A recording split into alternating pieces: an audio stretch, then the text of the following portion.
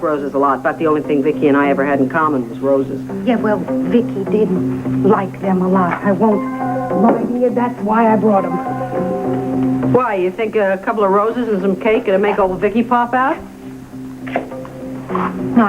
No, I didn't do it for that reason. I did it for my own sake. I know that it's going to take more than roses and stuff like this to make things the way they were. Yeah, you're right. It's going to take a lot more. A lot more. Larry. Look, just give me the chance, okay? Is he all right? I'll explain everything. I lied to you about him. Then you do know where he is. Look, just stop rushing me, okay? Tracy, go on. Continue. Look, I feel badly about this already, okay? Well, I called him. I called him on the day that he left for the airport. Why?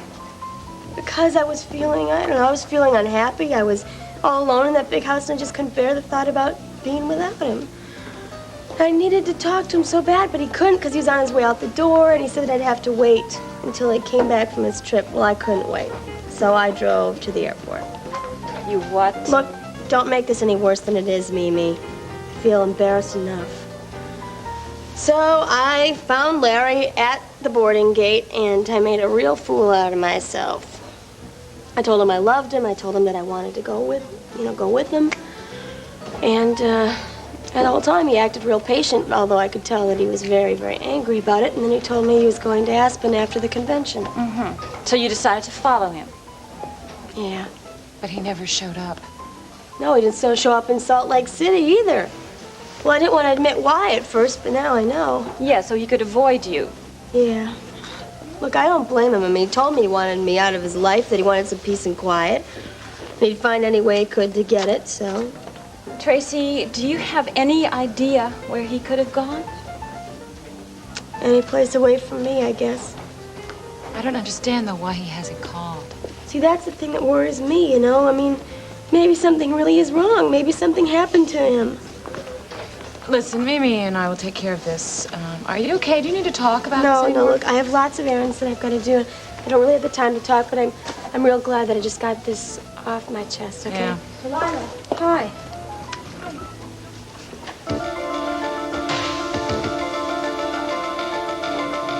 She's really positive and happy, and Pete likes her. Connie, it's only their first date. You make it sound like some big affair. I know, but I just want him to be happy, you know? I mean, he's been so down lately, especially after being burned by Sherry. Yeah, it sounds a little weird to me. The prosecution mingling with the defense. No, it's not. They're both professionals. Joy, what are you worried about? I don't know. I guess it just seems that the last thing he needs to be reminded of is losing the case. Especially in a restaurant when there's lots of liquor around. Oh, he can handle the liquor. Yeah, I'm sure he's going to sit there with his club soda while she sips on her drink and rattles on about her big court victory. No, I don't think that she's going to do that. And even if she does, Pete has proven that he can overcome that. He's proven it to me. Sure, because he's a fighter. But Connie, he just lost a big one, and it was for a friend. First of all, it's not lost yet. The sentence has not been passed. Well, what happens when he does? Well, then he'll appeal it. He'll go for a retrial. I don't know. Yeah, exactly, Connie. The pressure is far from over. I mean, I'm hoping that Pete can handle it all. Interrupt, I'll come back later. After I leave? Delilah, I just wanted to see you for a dress, but I can catch you at the studio if it's a problem. Look, catch her now. I'm leaving, okay? Look, I hope that you two just can understand what I've told you, all right? I didn't mean for any of this to happen, and if there's anything at all that I can do... No, thank you very much, Tracy. We can handle it from here. What was that all about? Well, it seems that darling Tracy is responsible for Larry's disappearance. She followed him to the airport and bugged him so much about joining him that he changed his plans. Apparently, he was afraid that she'd follow him to Salt Lake City and Aspen, so that's why he never showed up there. You guys believe that? Well, with Tracy, anything's possible. I don't know, and she's so obsessed with the man. I wouldn't believe a word she said. She's a conniver, a forger, a Wait a minute, liar. forger? What did she forge? She forged a letter from her Aunt Ramona. It was addressed to Dr. Polk. And it said only open in the event of my death. Did Polk ever get it? No, he never got it. For some strange reason. And to make a long story short, she tore up the original letter and rewrote another one in her aunt's handwriting. Why didn't she want him to see it? Wait a minute. There's something else here. Remember that letter that I supposedly got from Larry at the hotel? About his vacation. This is all beginning to make sense, isn't it?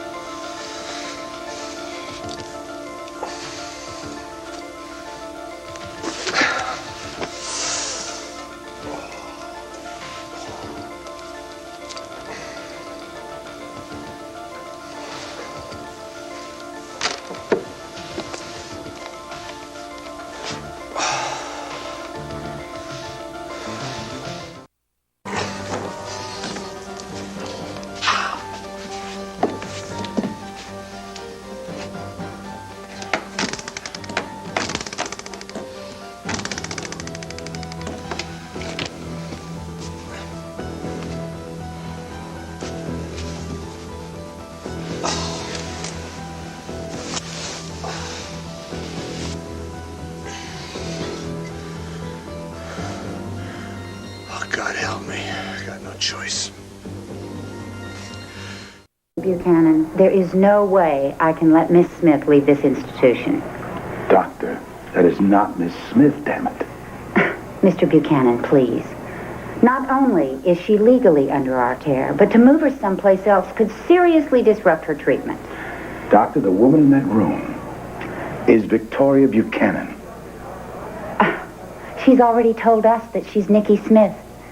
Now, perhaps you have seen some signs of her primary personality. Signs, huh? Signs. How about a neon letters flashing V-I-K-I, Vicky? Can't you so-called professionals even see that? Well, perhaps we might see it if you'd let us do our job. I'm trying to do that. I'm trying to convince you that Nicole Smith is gone, dead and buried. Mr. Buchanan, I just talked to her a little over an hour ago. All right. She may have reverted to Vicky when you were in that room. No, that's not it. I'll examine her again. Not good enough. I want to transfer it. I'm sorry, Mr. Buchanan, but that is the best I can offer. Now, if you'll excuse me. Doctor, forget that. Look, just accept the fact that I want my daughter-in-law out of here for personal reasons, all right? I can't do that. I have supported this institution a lot of years. In fact, I was planning on making a large contribution for the new wing that you want built. Are you threatening to withdraw your support? Oh, no, Doctor. Not that at all. I was planning on paying for the whole damn thing myself. I'll sign tonight. Just let Vicky out tonight. I hope that Cousin Asa didn't upset you, too. I can handle him. Yeah, well, he can be tough on people. He's so loyal when it comes to his family. I know, that's what I'm afraid of. What? Come in. How you doing in here? Wanda, hey, nice to see you. Oh, it's so great to see you, likewise. And I have to go back to the diner, so you're the perfect person to see, because this lady over here needs some cheering up, so you do that, okay? You take good care of her. I sure will. Okay. Thanks for coming by, Wanda. Yeah, Real nice. You give him a piece of that cake. Yeah, I will. Good to see you. Take it easy. Yeah, bye. So long. What happened? Asa was by here earlier. He knows everything. How did he find out? I don't know. He guessed, and I had to go along with him. And I think he's going to ruin everything now if he goes to Dr. Spender and tells her. Telling her and convincing her are two different things. Yeah, you're right. I never thought of that. We still have to stop him from interfering, Rafe. I am this close to finding out who the murderer is. You have an idea who it is? It's Tracy James. She started working here yesterday. She is the only one who came into this room when I was playing that song, I'll Be Seeing You. Did she say anything to incriminate herself? Well, she pretended she was upset because the music was so loud, but I could tell. I know it was the music itself that really unnerved her. I'm convinced it's her, Rafe. What is it? You know, I had Tracy checked out when her Aunt Ramona died. She used to work here at Mountain View. I know she did, and when she came back to work yesterday, she pretended to me that she was new and that we did not know each other. I better haul her in. Why? You have no proof. I'll break her down during questioning. Well, what if she doesn't break? Vicky, if she's the killer, I want her out of here for your protection. Rafe, if she's on to you, she's going to cover up, and don't think that she'll make a slip because she won't. You have to realize that if she killed Dr. Polk, it is entirely possible she killed her Aunt Ramona, and she killed Laurel Wolek.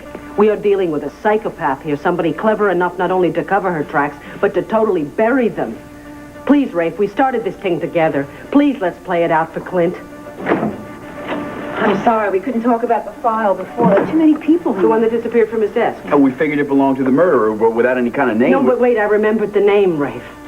I remembered that Dr. Polk asked me if I knew somebody named Tracy James, and then it all came back to me, and Mrs. DeSalvo figured that the file on his desk didn't have to belong to a patient. It could have been an employment file, so she went to check on Tracy's. Yeah, and there's no record whatsoever the first time she worked here. Detective Garrett said this is the missing file.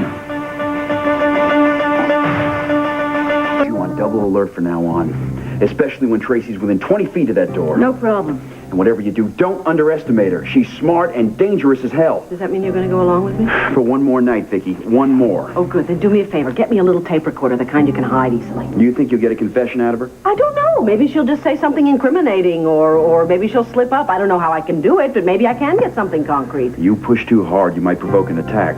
Don't worry. I'm going to be outside the door, ready to move. We can do it, Rafe. I know we can.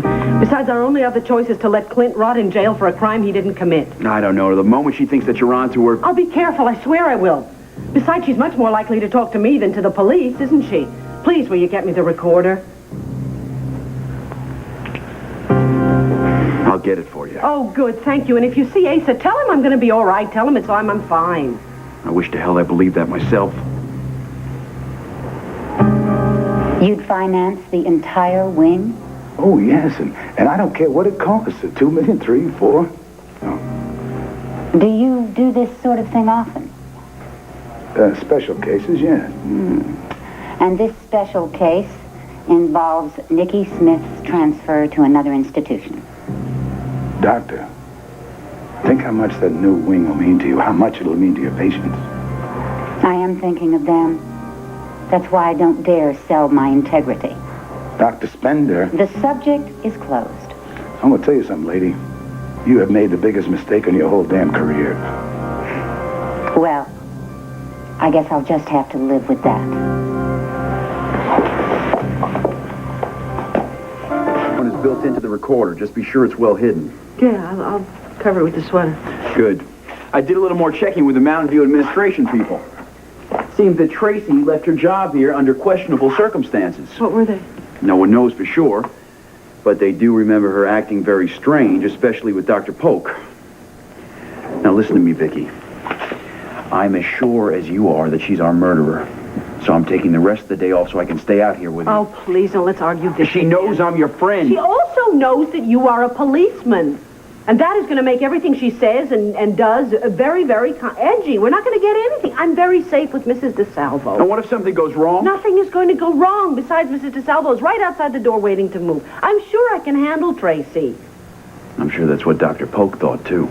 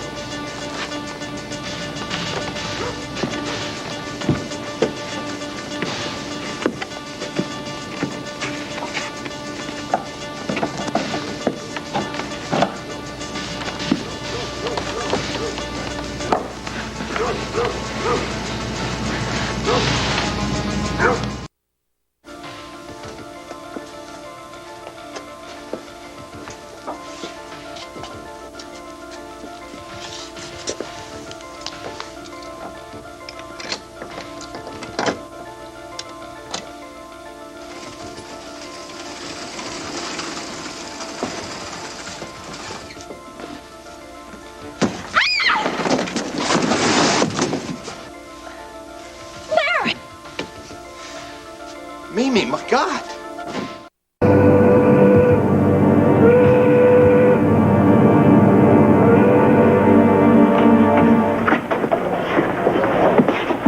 Well, Dorian, they said I had a visitor. I never would have guessed it was you.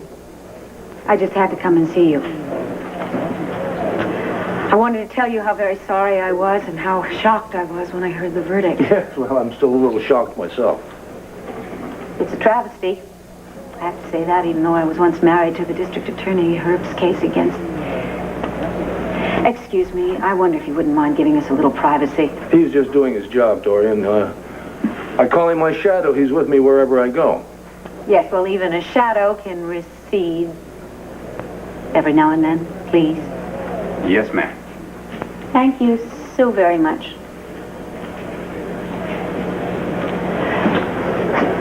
Well, what can I tell you? The verdict's in, and all I can do now is wait for Pete to begin his appeal. What kind of a way is that for you to talk? The Clint Buchanan that I know just wouldn't accept things that way. No more than he would stab somebody in the back, Clint. I'm here to tell you that I will do anything that I can for you. Just tell me, and I will do it. I appreciate your moral support, Dorian. No. I'm prepared to give you much more than just moral support. I am prepared to throw everything I can to back you up. You'd do that? You just bet I would. Claire, are you all right? Got here. I was so worried. How did you get here? What did you do? I knew Tracy was behind this somehow. Larry, what is this place? Yeah. What has she done? She lured me here on the way to the airport. I thought she was going to commit suicide or something. God, it's exactly like your study. No. Every detail. Yeah, I don't know. She's a photographer. Oh, my God, you're hurt. I tried to escape. She shot me. Well, then the blood that I saw upstairs, she said it was a workman? Yeah, I almost made it. Sweetie, and the banging on the pipes? That was me. Oh, God, Larry. Yeah, that wire you tripped over, that was meant for her. Oh, man, I could have killed you. Wait a second, where's Tracy? Well, I saw her earlier at the Vernon, and she said she was going to be out all day, so I came over here to look around. Where's the dog? In the pen, I climbed in through a window. Oh, baby, thank you for being here. Oh, so glad. Come on. Wait a second. How did you find me here? Oh, I don't know. I came through the window. I saw a key on the mantle, and I had to go downstairs. I don't know. I saw the metal door. I opened it up. All right, let's just get the hell out All right, of here. come here. Let me have you get your coat. Come on. Oh, thanks. All right. Okay, Careful. All right. Let me help you. Your father is going to collar every politician and judge that he can in order to get you an appeal. He'll also throw his wallet behind it. And on another front, as I say, I'm prepared to do everything I can. I have taken over once again at WVLE. I'm going to throw my station and my show solidly behind you. It's going to take a full-scale campaign, I'm afraid. Tina has managed to drag your reputation through the mud, so we're going to have to do everything we can to counter the damage that she's done. One thing I think is a good idea is if you give me a list of some of your closest friends, we could call them character witnesses. I'll have them on the show. I'll interview Dorian, them. listen. Right now, I'm more worried about my wife.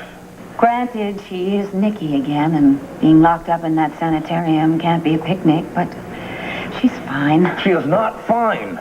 She is in very real danger, Dorian. I would cheat, I would bribe, I would even kill to get her out of there. Nikki up with any of the really dangerous, disturbed patients, have they? No, Dorian, it's not that. Well, then what is it? Look, I would tell you if I could, but let... Okay, you don't trust me. Dorian, come on. I'm sorry, but I really did think that, I had proven myself, not just once, but over and over again. I would like to think of myself as family. We are. And I know that you and I, even during the time when we were, we just have not been getting along all that well. No, right? That's true. Yeah. Okay, but we're not really all that different, are we? They grow pretty tough in Texas, but they grow them pretty tough where I came from, too. And smart and pretty. Oh. You think by flattering me, you're going to get your way? Yeah, it works. Don't worry. But that's only because I know you to be such an honest man. Speaking of honesty, my relationship with Vicky, quite honestly, has hovered between sometimes friendship and loathing. But I'll tell you, Clint, it upsets me very much that she's now trapped inside Nicole and locked in that sanitarium. With goodness knows what is happening to her. Dorian, Okay, fine. I told you I wouldn't try and dig the truth out of you, and I won't. But I am a friend. I am family. And if you need anything, you call me and I will come running. well, thanks for saying so. And don't worry, I won't tell anybody your secret. What secret? Well, that the rich and famous Dorian Lord has something worth more than all her stocks and bonds. She's got a heart as big as Texas.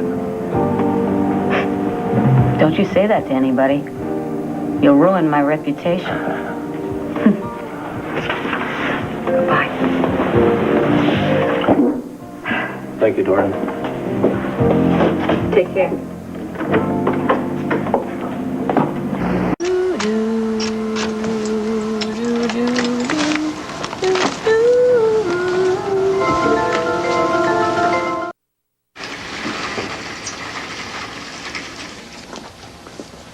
Wait, Mimi, wait.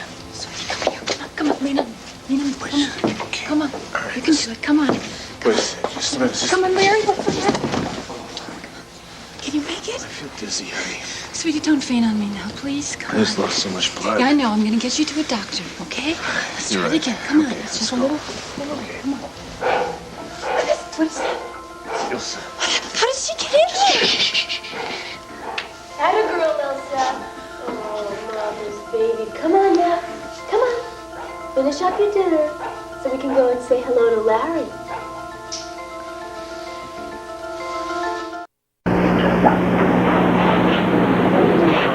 Oh.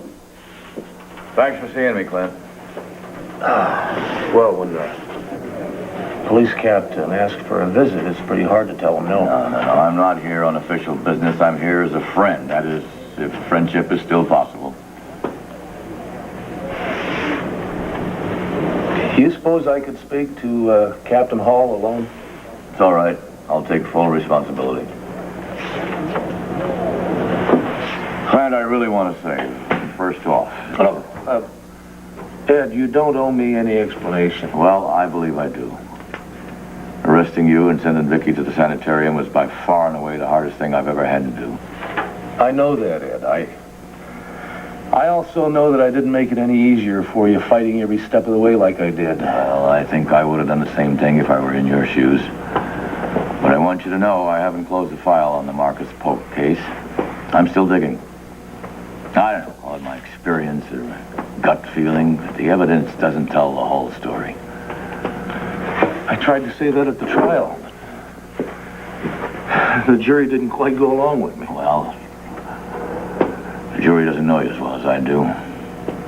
I can see how you could be driven to do something wild, maybe even violent. Somebody you love is threatened. But I really know, no matter what happened inside that room there with you and Polk, nothing could have driven you to stab the man in the back. I didn't. Ed, I swear I didn't. Now, my fingerprints might have been on that letter opener, but I did not attack Dr. No, Polk. I believe you, Kent. I believe you. But I'm just a working stiff. Maybe with a few rusty medals. And... No matter what the jury says, I want you to know the case isn't closed until I say it's closed. Well, that's all I came to say. Do they give rusty medals for friendship beyond the call of duty? You try to be patient. I'll try. But meanwhile, look. Ed, there is something that you could do for me. You name it. Well, give me the benefit of a doubt here. That woman in Mountain View Sanitarium is not Nikki Smith. But that's who she says she is. I'm telling you, she isn't. Now, if you want to do something for me, Ed, get her out of there. The best thing I can do for you and Vicky is to find Polk's real killer. That will not only spring you, that'll cast some doubt on that commitment paper. You all done, Captain? Yeah. Yeah, I'm all finished. I'm on my way, Clint. You hang in there. Thanks, Ed.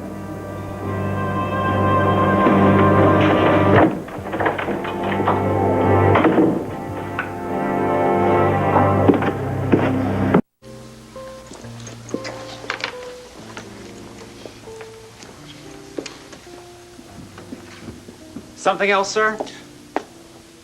No, I think I'll stick with the club soda until lunch. How about you, hon? Would you like something more? Thank you. Oh, what's wrong, honey? Wanted to order something else? No, my espresso's fine. I'm just tired of meeting like this. It's a perfect place. Bart, it's so far out of the way. You expected to go to the press club or Barry's? Well, honey, I'd like to just once. Come on, sugar, don't pout, huh? Oh, Bart, I'm sick and tired of driving an hour to see you. I mean, if it's not a place like this, then we're locked up in my apartment when you can come. I don't like it either, but you know what the stakes are. Well, baby, if you don't like it, do something about it. Do you know what would happen if I divorced Stephanie? You pay her a little alimony. Big deal. A little alimony? She'd wipe the store clean. Not if you have a good lawyer. A good lawyer can't hide a mistress. We'd be on every paper in the state. I can see the headlines now. Bart Barron, president of Barron Pharmaceuticals, caught in love nest with a... With a what? Go ahead and say it, Bart. That's the real truth, isn't it? You're ashamed of me.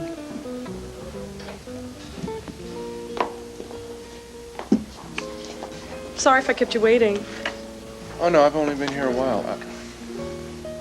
You look terrific, Meg. Oh, thanks. I changed. You don't notice anything else? Green. It's for you. That with a name like O'Neill.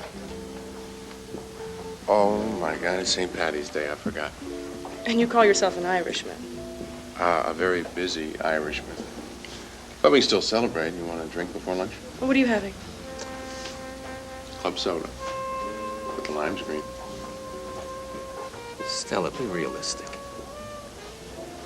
Honey, you want realism? Okay. I want to know if you love me. Of course I do.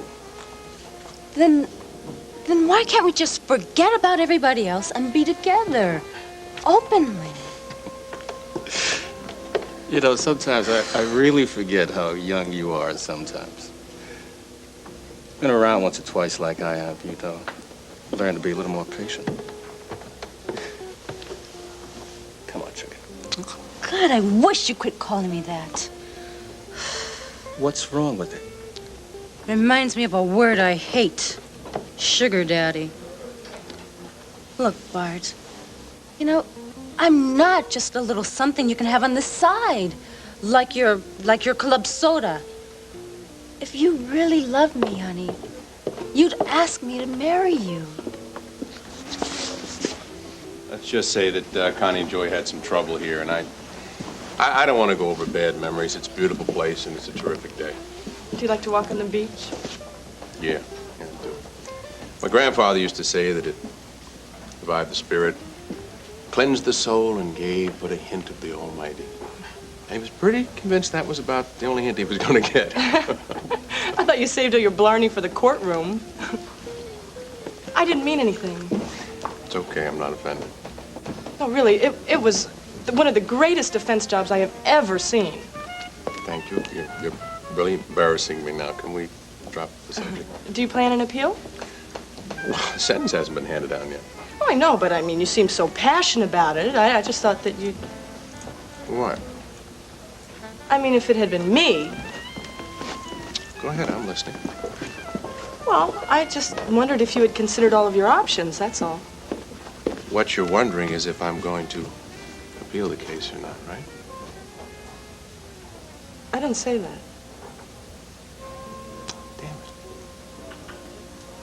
You've done it again.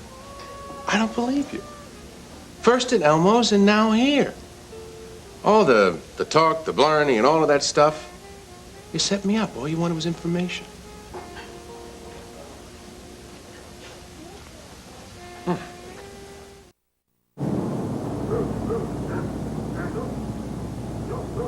Oh,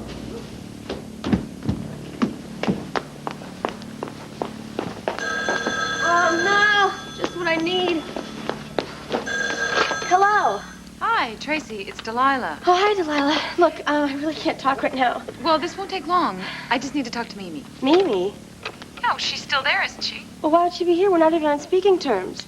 Well, I'm sure she said she was coming over. She was going to drop off some magazines that had been delivered to my studio by accident. She was going to come over on her way home. Well, look, she's not here, and as far as I'm concerned, she can just leave me alone, all right? Listen, you don't have to get upset Look, about it. I just for you, wanted to too. help. I just cannot waste time with you people. Now, just leave me alone, all of you. God, they do not know when to stop. And this keep making it harder and harder. Well, I can't take it anymore. Okay, first I'm going to go get Vicky, and then it'll... Oh, our dear little Mimi. And after that, Larry, it'll be just you and me. Just you and me.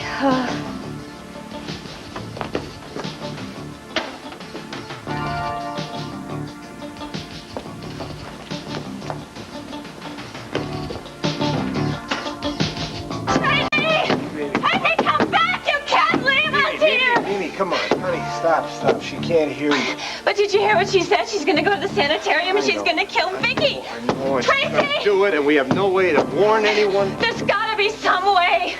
Tracy! Mimi, look at the door. Stop. It's solid steel. It's bolted. It's locked. Well, what are we going to Even do? if I had 2 arms, I couldn't open it. What are we going to do? Wait until she kills Vicky? Yeah, that's exactly what she's gonna do. And you know something else? When she's finished with Vicky, she's gonna come back here and kill us too. Oh, you're a popular guy today, Buchanan. Hello. Clint, please. Please, just hear me out, okay?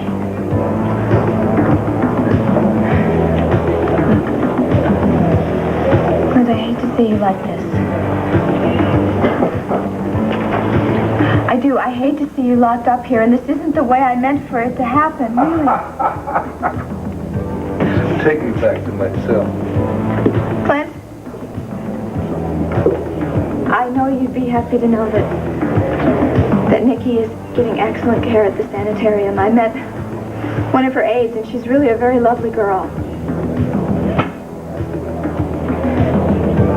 Goodbye, Clint.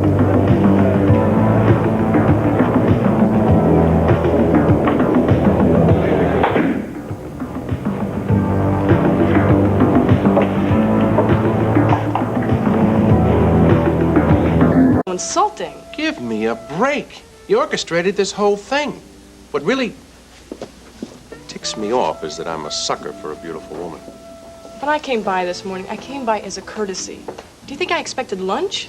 Oh, come on, Maggie. I've been a lawyer a lot longer than you have. I know the tricks. I've played most of them. Don't you know when the game is up? Okay. I admit it. But what's a little rivalry between friends? There's nothing wrong with that.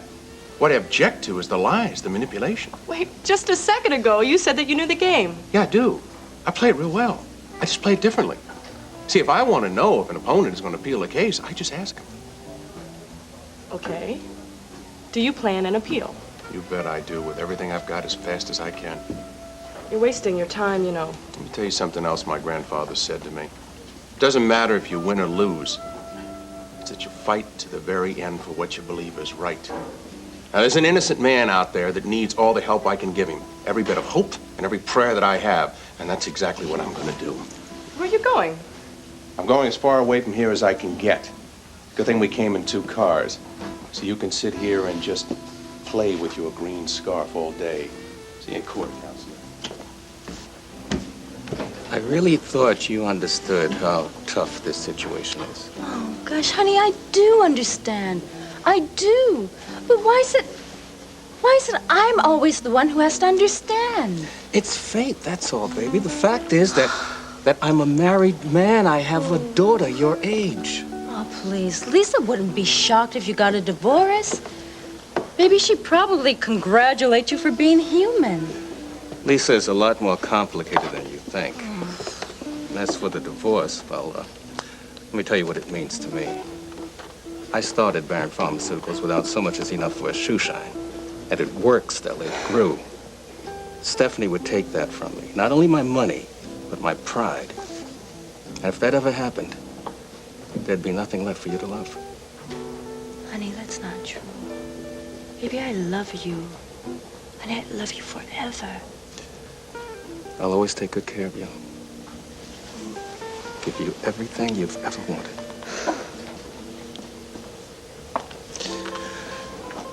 Let's go to lunch.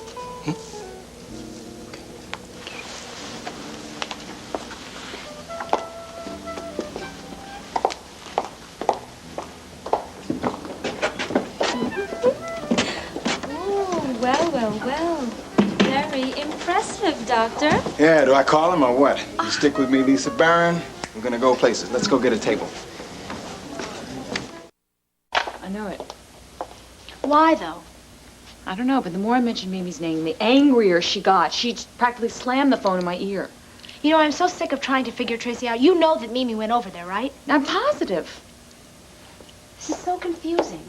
Why would Tracy lie and say that Mimi's never been there before?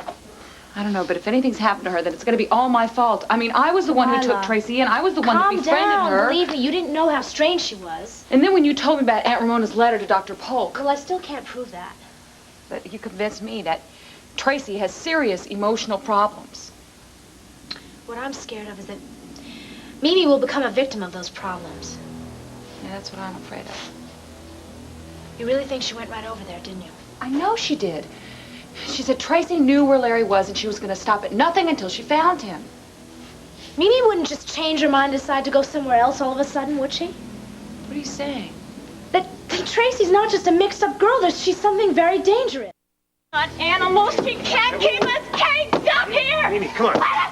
Stop. Settle down. Why, Larry? Easy. Now. Why? Why does she have to kill us? I wish I could give you an easy answer, Mimi. There isn't. I've been trying to figure out what's going on in her mind ever since she locked me up What's here. there to figure out? She's insane. What's insane, anyway? I mean, one minute she's cold, she's calculating, the next minute she's irrational and wild. Maybe she kills people without feeling any guilt at all. As a matter of fact, she almost expects praise for it.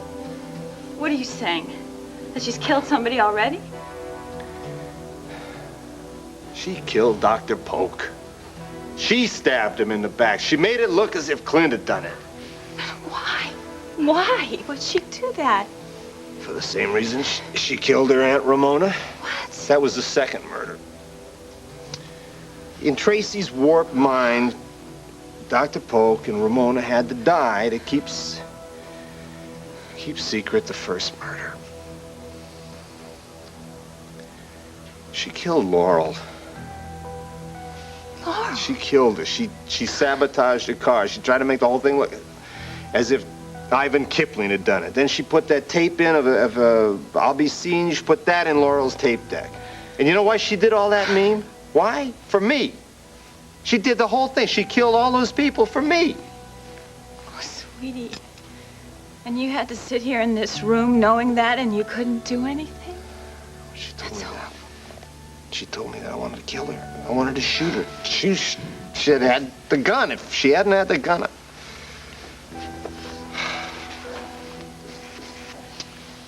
You know, you warned me, Mimi. You warned me. But I wouldn't listen to you. I thought I knew everything. I thought I knew it all. And now...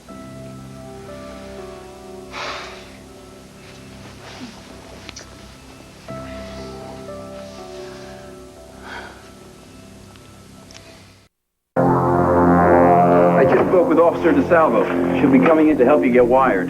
Well, great. As soon as I have that thing on, then I'll be ready for just about anything. Hardly. I don't even know where to begin to prepare you for what lies ahead. Rafe, I know what I have to do. All I have to do is to get Tracy to start talking and make sure it's on tape. You think it's that simple, huh? Vicki, there are crack units in the police force that are specially trained for this kind of I thing. realize that, Rafe.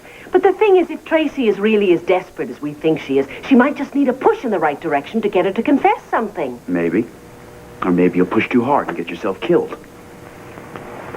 Now, first you have to get her into this room.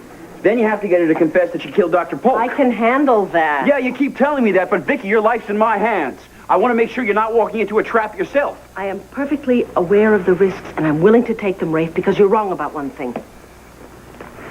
My life is in my own hands, and so is Clint's. And this is the only way that I can set us both free. If I wasn't so scared right now, I'd be laughing. Yeah, what's so funny? Us. You know, there was a time where I thought we were going to grow old together. When we were engaged, I thought that this is the man that I'm going to live and die with. It's funny how things turn out. I guess it's going to come true after all. One of life's little jokes. Yeah, it's a joke. And a cruel one. Oh, come on. We'll figure something out. Don't worry. I'm sorry. There's just so much that I was hoping for. You know, a family and children and a home. I guess I'm just never going to have those. Oh, baby, I wanted the same things, believe me. We should have had them, damn it. No one is going to take those from us, Mimi. I'm sorry. No, listen. If I die, I'm going to go down fighting. I'm not going to make it easier for her. Damn it, I'm not going to make it easier for her. And if we die, we die, and that's it. But we are not going to give up without a struggle. Because that's what it is, Mimi. It's a fight to the finish. Either hers or ours. Sorry, Vicky, but we're going to do this my way. Betty, you're not to let Vicky out of your sight. All right, then we might just as well cancel this entire thing because Tracy's never going to talk to me unless she thinks we're alone. Oh, great. Once you're alone, what's to stop her from... Rafe, I have told you, I am aware of the risks. I'm going to take the risks, please. Please, Officer DeSalvo, tell him it's the only way. She's right, Rafe. Otherwise, it's just an exercise. Okay. But I still want you posted right outside that door, just in case. Now, Vicky, I want you to hold on to this. What's a whistle for? It's your last line of defense. Tracy gives you any trouble, I want you to blow that whistle until Betty comes running. Oh, Rafe, I feel foolish. Well, I'd rather you feel foolish than to face Tracy empty-handed. You all set, Betty? Yeah, Rafe, you know I'm always prepared. Don't worry, Vicky. I'm not going to use the gun unless I absolutely have to. She's just a girl. I'm sure I can talk to her. That girl, as you call her, may be criminally insane, Vicky. There's no telling what she might do. He's right, Vicky. Look, I've gone undercover lots of times, and I've collared professional hitmen. When you're second-guessing an unstable mind, you can't take a chance. We've got to assume the worst. Now, Tracy may have no sense of right or wrong. Murder may be as easy for her as saying good morning is for you or me. Which is why I hate leaving you unprotected. I'm not unprotected. I have my whistle. Oh, joke about it if you want, but I'm staying here in the grounds if Betty needs a backup. Rafe, you promised me you wouldn't. I'm sorry, but I'm not going to drive out of here not knowing whether you're safe or not. Look, Tracy is not stupid. If she senses that there's a cop in the neighborhood, we might just not only blow the whole confession, she might decide to kill me just for the fun of it. Rafe, I hate to say it for the umpteenth time, but she's right. If anything happens to you, I'm never going to be able to live with myself. Nothing is going to happen. I hope you know what you're doing. I also hope you know that I care about you. I know that, Rafe. Don't worry about me. I'm going to be perfectly all right. Right, I'll keep telling myself that. Now, Betty, like I said... Right, sir. I'll be right outside that door. All right, you two. You wanted it, you got it. Good luck. Bye, Rafe.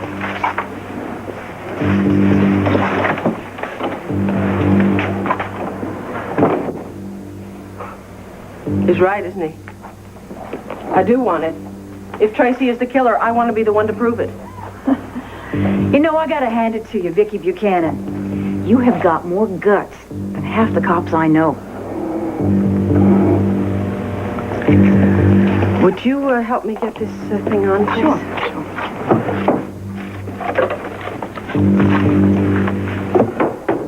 I was going to hit her with this. I think if you knock her on the head, that should get her attention. And Yeah, if I live that long, but what are you going to use, your bare I hands? still got one good arm. What I'm going to do is I'll grab her around the throat like that. That's when you hit her with that thing, and then we can tie her up with this with this cord. Larry, what happens if I freeze when she comes in the door? Hey, Mimi, you don't freeze. This woman is going to kill us. Now, we got no other chance. What chance do we have? She's got a gun and she's got a dog. I don't know. Mimi, all I know is if we don't try something, we've got no chance at all. All right, I'll try. Okay, I'll fine, try. honey. I want you to get over there. I want you to sit on the edge of the chair there. Yeah. Face the door. Put that thing behind you so she can't... Just act natural. Natural, right. Hey, try anyway. Okay, well, all right? where are you going to be? I'm going to be standing right by the door. Then when she comes through, I'm going to grab her. Oh, God. That's when you make your move. What about the dog? Well, if the dog, she can't attack both of us. So if she comes towards you, you hit her with that thing as hard as you can. You run out of here. Just keep running until you're out of the house. And leave you here in the room with Tracy and the dog. Forget it, Larry. No, I said forget it. I am not leaving you in this room by yourself. There is no choice here. We've got to do that. Larry, I can't make choices like I'm this. making Please, it. Baby, I'm making it for you.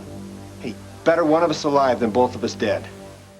Oh, thanks. So I did. I didn't see it. I guess I'm not really nervous or anything. Hey, that's okay. I'd be concerned if you weren't nervous. This kind of thing must be old hat for you, huh? Well, it's not really ever old hat when your life's on the line. Well, I'm fine, see? Steady as a rock. I did the same thing on my first assignment. I was trying to prove to my partner that I had nerves of steel. Meanwhile, my stomach was doing somersaults. You too, huh? Yeah, and after I got my badge, I went out of my way to prove I could do the job without any help from anybody. Oh. Well, I guess every policeman must go through something like that, huh? Yeah, maybe. But a woman doing undercover work has a lot more to prove than your average cop. At least that was the case when I was a rookie. You see, the top brass doesn't believe we could cut it, so, I was out to prove them wrong. Well, you did it, too, didn't you? Well, no, actually, I was wrong. You see, I thought I could go alone, and I couldn't. I learned that more than training or brains or a gun, you gotta depend on your partner. So you see, that's what we are, Vicky. We're partners. You think I'm going to do something really foolish and get myself killed, huh? Oh, hey, look, you're not the only one I'm worried about. My life's on the line, too. I guess I don't really know how I'm going to react until the time comes. And in a way, you and I are a lot alike. I've always done things my own way, and damn the critics. Hey, it must take a pretty special kind of woman to run a newspaper. No more special than for a woman who wears a badge. So, if you could learn to work with a partner, then I can too. Maybe you could give me a crash course, huh? Well, for starters, if you're going to be around Tracy, you're going to be nervous. I mean, I would be. So the trick here is to not let her see it. I interviewed the president once when he was in Philadelphia. I was sure he could see my knees knocking, but apparently he didn't. The interview was great. Hey, that's good. That's real good. I mean, that means you can be cool under pressure. That's a good start. Now, look, the key here is don't let her feel ill at ease. Make her real comfortable. No matter what she says, no matter what she does, don't provoke her. Just go along with her. Don't argue. Let her feel like she's on solid ground, like she's got confidence. And then you zap her with a question she didn't expect. You sure you weren't a reporter in a previous life? I've been using that technique at the Banner for years. Hey, look, the difference here is that you're not dealing with a politician or a celebrity. Tracy's mind is unstable, so it's unpredictable. You say the wrong word and, you know. I guess I do have to weigh my words very carefully, as if my life depended on it. Hey, it does. Now, look, I'll be right outside that door. You blow the whistle, drop to the floor, and I'll take care of Tracy, okay? Okay, you got it. If I can count on you, you can count on me to do the right thing. Oh, I know I can. Of course I can. Oh, geez. That was a first. What? I never hugged my partner before. Hey, as Rafe says. Thanks. Thanks a lot.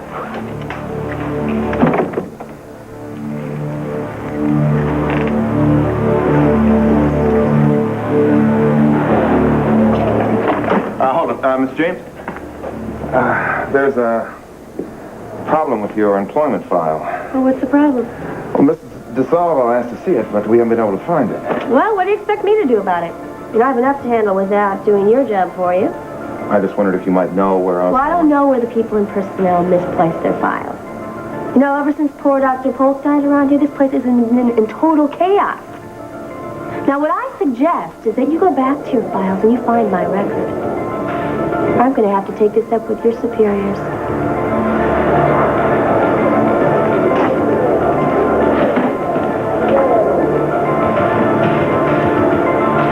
So, Mrs. DeSalvo wants my file, does she? I'll just have to make a change in my plans. And fast.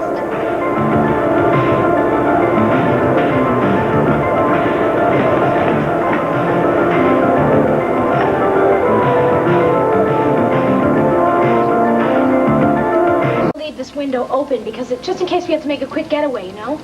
I don't think we have anything to worry about. I mean, there was nobody in the driveway and no cars and nobody answered the door. We got the place to ourselves. Yeah. Unless Mimi's hiding out here somewhere. Mimi! Mimi, it's Cassie. Are you here? You hear me? This doesn't make any sense. I know she came here.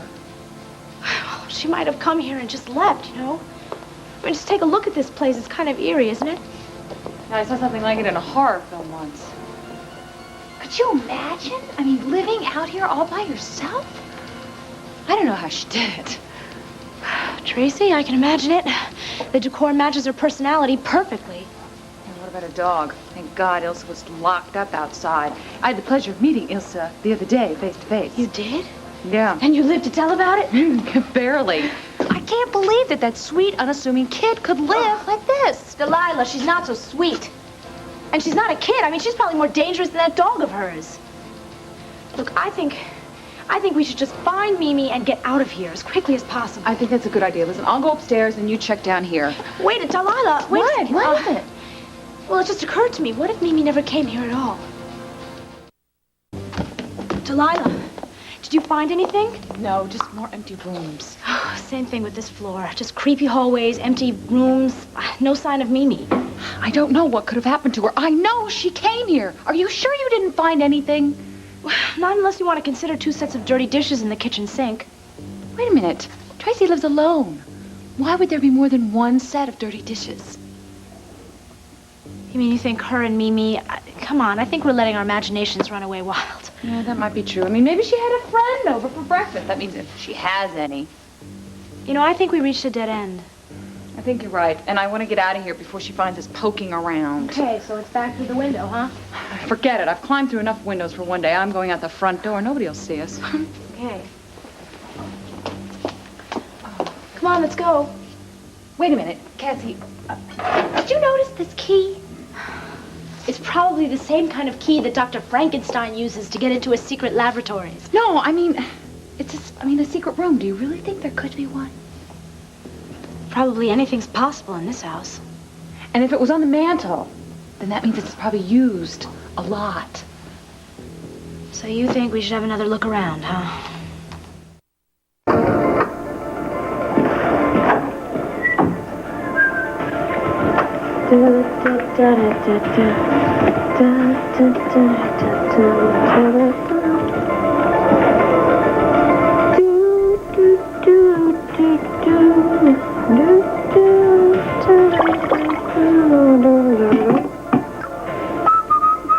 How's that poison today, Tracy? Oh, Miss Dowd, you mean the coffee?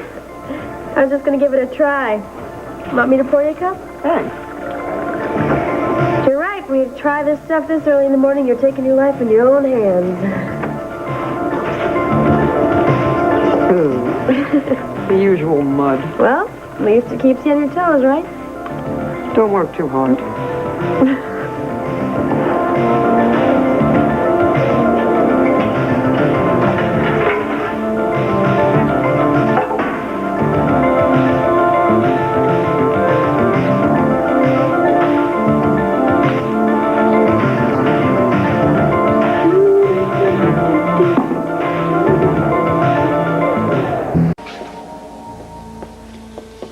It just looks like an old basement to me. Except for that door. Solid steel. Doesn't really fit in with the rest of the house, does it? Looks brand new. You know, I remember Tracy telling me something about hiring a construction crew to build a brand new room in this house. anything? No. No. It's empty, just like all the other rooms in this house. Cassie, do you think that maybe this key would open up the door? It's worth a try. We broke into the house already. Good point. Guess I'll try it. Shh, listen. Minnie. Sit down. Remember, we are dealing with a killer. We gotta strike hard, strike fast. It's the only way out.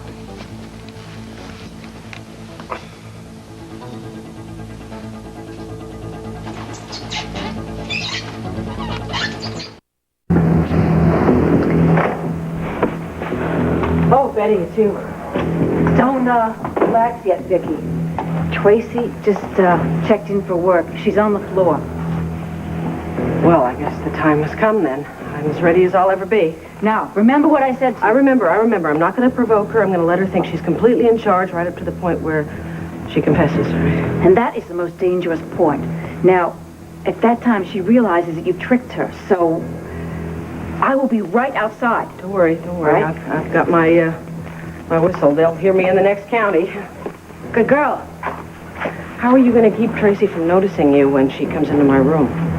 Oh, it's no problem. I'll just be standing in the convenient corner with my back turned and, your everyday hard-working matron during a coffee break.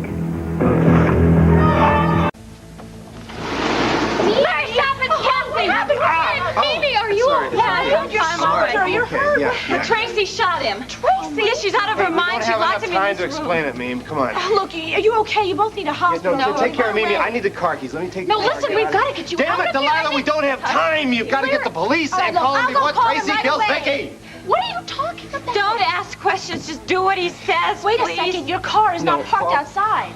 That's all we need. Okay, listen, here, take my car. Harry, just take Thanks. my car. Okay, and get on the phone and start calling. Larry, be careful. On with Larry. I don't like that. Jesus up there alone. No, he had to go to the sanitarium, and we're going to call the police. You guys, the phone is dead. Yeah. I think I know why. Oh, great. She pulled it out of the phone. How are we going to warn Vicky now? I don't... Mimi, where are you going? I'm going to go over to the neighbor's house. I'm going to use the phone. The neighbors? What neighbors? There aren't any for miles. Well, what are we going to do? Wait here and let Vicky die? No, we're going to go out in 3 different directions, and somebody's got to find a telephone. Let's get going before it's too late.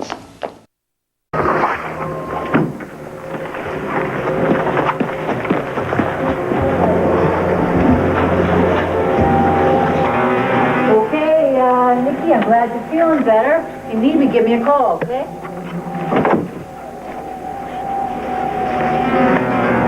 To my dear family and close friends, I know all of you will be shocked by my actions, but I simply cannot live knowing my husband, Clint, will never share my life again.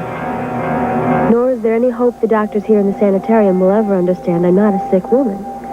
So all in all, it's better for my children to be reared in an environment of security. Hopefully, my father-in-law, Asa Buchanan, will see to this. Asa, please tell Kevin and Joey how much I love them. And Clint, we will meet in heaven one day. Hey, Tracy, how are you today? Nothing but the best. Couldn't be better.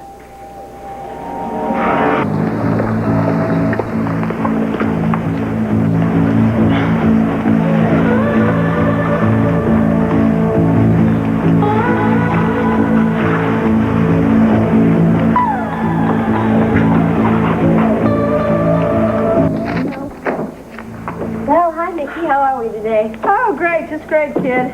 Look at this. Princess Di. See those big hats, little kids, and watercress sandwiches. I guess it takes all kinds, huh? Yeah, it sure does. Yeah. Me, I like little kids, but I think the big hats, the watercress sandwiches, you can keep them. What about you? Well, what about me? Well, what do you like? Well, I do. I'm serious. I mean it. I'd like to get to know more about you. Oh, talk about a coincidence. I'd like to get to know more about you, too. Sit down. Take a load off. Talk to me. Here? Yeah, here. Here. It's private. It's cozy. Here. Oh, come on, it's such a nice day out. It's a shame to stay inside. Hey, why don't we go for a walk out on the grounds? A walk? I don't want to go for a walk. Nah. Oh, why, Nikki? That's not like you. Usually like to try to get outside as often as you can. Yeah, I usually do. Not today, huh? And today is almost the first day of spring. I even saw a robin nesting down by the reflecting pool. No kidding. And I promised Dr. Spender that I would get you some fresh air. Now, come on, you don't want to disappoint the good doctor now. Well, Mommy, no, of course not. But, Okay, put away your magazine. Let's go. Let's go for a walk, the two of us. Come on. Just the two of us, huh? Yeah. Sounds like fun.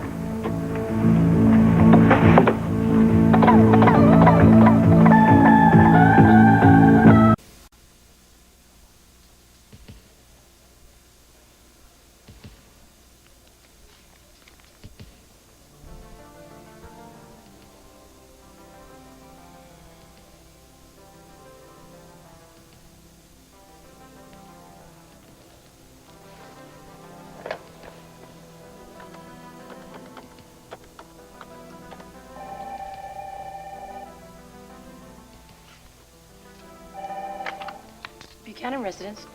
Yes, this is Bud Van Dyke. I left several messages for Mr. Buchanan. Is he back yet? Who did you say this was?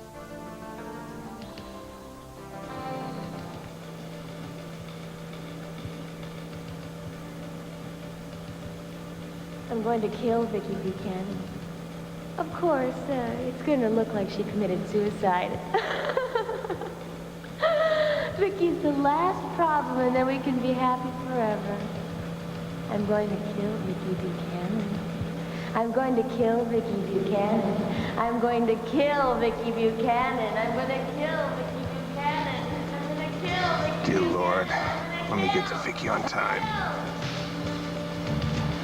You know, Tracy, they got all kinds of rules around here. I mean, I don't know if it's okay if we just take off. Of course it is. This isn't a prison. I mean, they have a wall around the sanitarium, but there's a couple acres to roam in with beautiful trees. There's a little pond in the north end. It's really nice. Besides, the fresh air would do us both some good. Yeah, I mean, I know I've been outside. I know what's there. It's just, I hope that the matron or somebody will stop us. Well, there's no reason they should. You're with me. Under my care. Okay.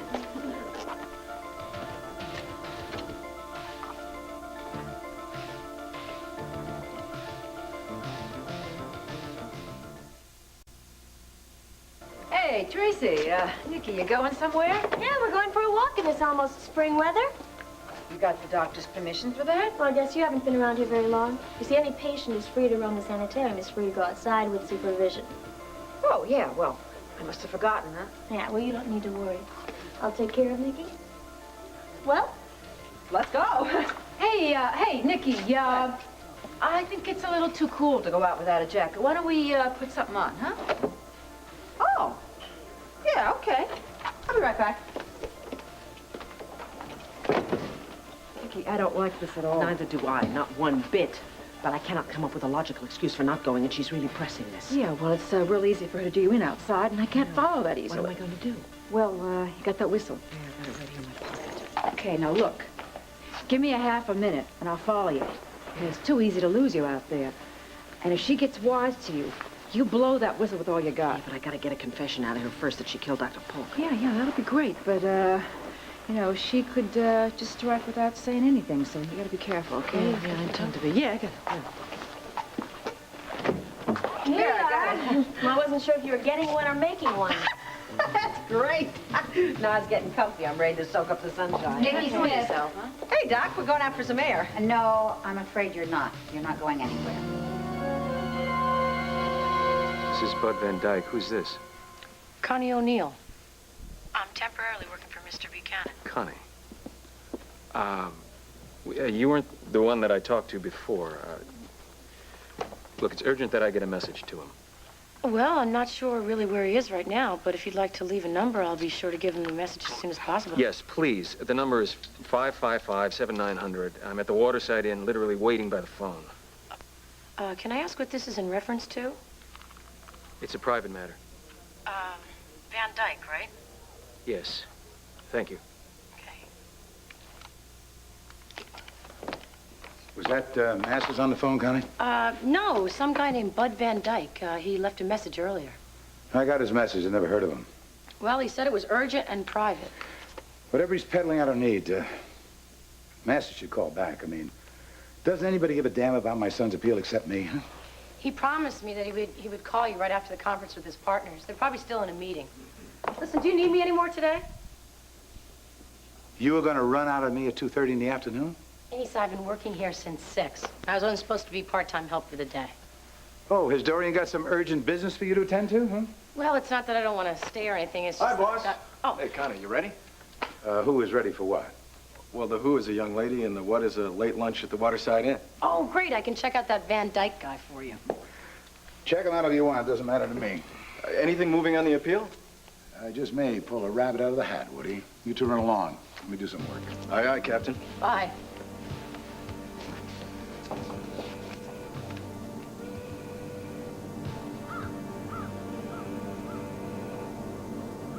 I asked Judge Washburn if he could issue a court order and get Vicky out of the sanitarium. Well, the sooner the better. You know, I told him it was risky her being there. Dr. Polk was loved by everybody, and there were vague threats made against her. Yeah. Well, that's a good idea. If you told him that she was trying to trap Dr. Polk's killer, he'd lock her up for good. Did he say that he would do it for sure? So he'd look into it and make a quick decision. Look, Pete, will you stay on top of this?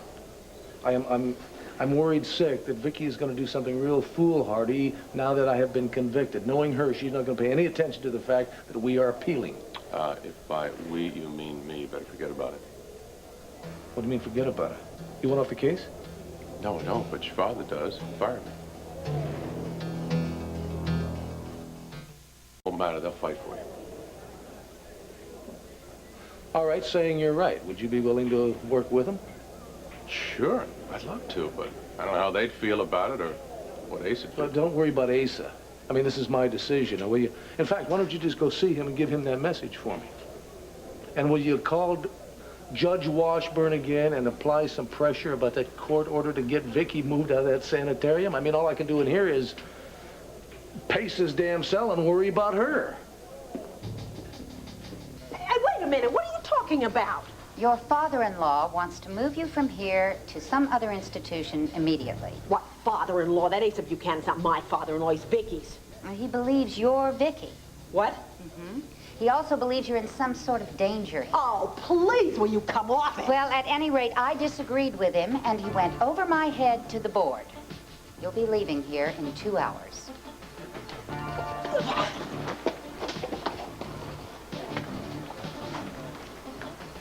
Hey, wait a second. I don't want to leave. Well, that hardly seems the point now. I have asked for an emergency meeting of the board, but I doubt that I can make them change their mind. That is awful. I agree. Does Asa Buchanan have so much power that, I mean, he's not even next of kin. That's right, you know. I divorced his son. Where does he come off acting like my family? Legally, you are Victoria Buchanan. Well, now maybe you'd like to get in touch with your sister, Tina Lord. Oh, give me a break. She would love to see me put away in some snake pit where it wouldn't cost her so much of Vicky's money. Well, you'll probably be going to Landview Oaks Sanitarium, closer to home. Home? What home? Tina took my home as if I ever had one to begin with. Nurse Dowd. Nurse Dowd, I think you had better pull yourself together. Why didn't you return my calls, Rob? Because I knew you wanted to talk about Cassie and me getting a divorce, and I didn't want to talk about it. Are you talking to anybody? Joy, what's there to say? Rob, I was Cassie's best friend back then. Remember? Yeah, and so what do you know? Well, I hardly ever get to see her, but Well, she still told me about you guys, and I can't believe it. You guys belong together. well, I thought that too. Well, what happened? It seems like ever since your mother died, everything just fell apart. Well, don't say it like it's just some minor detail, Joy. I'm sorry. I didn't mean that. I mean, I don't know what I mean. I'm just trying to help. Look, Joy, I warned her about that man. From the very beginning, I told her not to trust him, but she wouldn't listen to me. She didn't pay any attention to me whatsoever. And then it became blatantly obvious that the man killed my mother, and I begged her to stay away from him, but she wouldn't. She continued to defend him. She continued to protect him. Because she believed that he didn't do it. Well, fine. Good for her, you know? I hope her beliefs keep her very warm and cozy for the rest of her lonely little life. Rob, don't get angry at me. Hey, let me ask you something. What if Kipling didn't do it? Would that change anything for you? No, Joy, it wouldn't. I mean, it's almost irrelevant. No matter how you look at the situation, he was more important than I am. Wait a minute, let me rephrase that. Her belief was more important than my feelings. I mean, Joy, she had everything set up in her head, all these principles, you know? This principle of what she thought was true, and they were these self-righteous issues that had nothing to do with how I felt about anything. I mean, she couldn't even think that she was wrong. She couldn't even entertain the possibility that she might be wrong. You know, and then she was given the opportunity to turn him in, to hand him over to the cops, and all of us find out what actually happened, but she wouldn't do it. She wouldn't do it because her principles were too important to her. You know, she thought she knew the truth about everything. I see how bitter you are. I mean... Joy, I'm not bitter. I'm not bitter. I'm tired, you know? I'm tired of the whole thing. I'm tired of feeling like I'm unrooted, like I'm not connected to anybody. I want to feel like I'm part of something.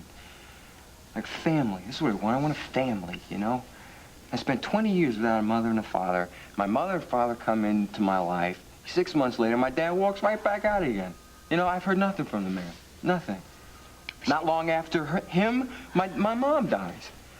Jeff, Cassie. I had Cassie. It's over with. I got nothing. Joy, Don't say that, Rob. come on. It's not that big a deal. It's just the facts of it. That's all. I mean, maybe it's better this way.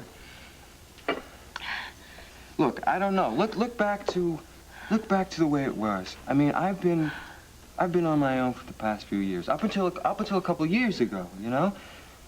Thanks to my grandfather. My grandfather once told me that unless you look out for number one, no one else is gonna. You know, and it's true. It's depressing, that's what it is. You know, I understand you. I'm not trying to be optimistic and everything and say everything's gonna be all right. But maybe tomorrow or in time, things will pass. Please, could you just put off the divorce for a couple of months? Joy, I mean, it's not like it's up to me. Didn't Cassie tell you? No. It was her idea.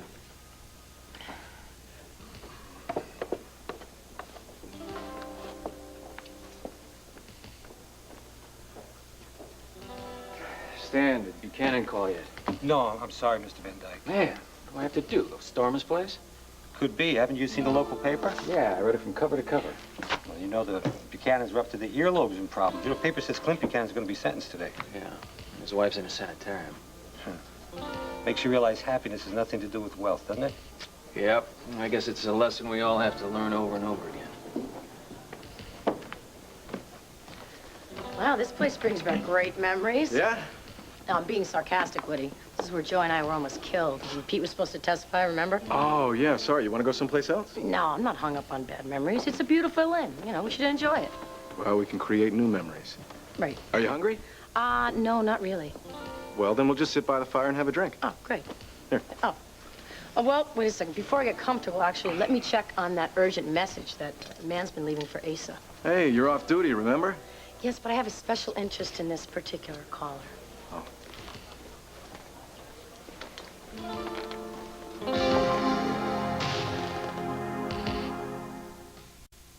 Excuse me, bartender. You have a Bud Van Dyke registered here, don't you? Oh, yes, we do. He's going out the door now. If you'd asked me 2 minutes ago, he would have been standing right beside you. Hey, Connie, you okay? No, not really. Did you see that guy who just left?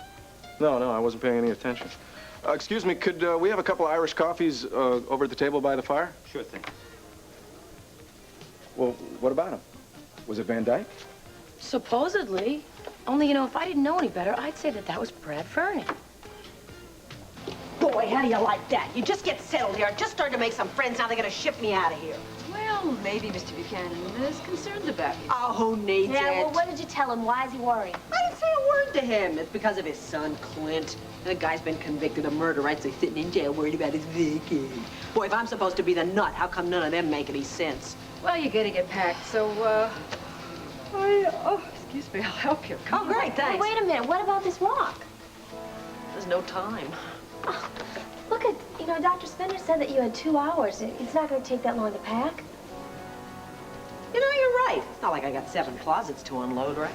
Man, this makes me mad. Okay, well, let's go for a walk, blow off some steam, all right? I'll tell you about Landview Sanitary. Oh, yeah, you work there, too? No, but I've heard about it. Oh. Come on. Okay. See you later. I don't know what's wrong. I just can't keep my eyes open. Oh, yeah. I know what you mean. I think it's probably the air or something in here. I almost feel as if I've been drugged.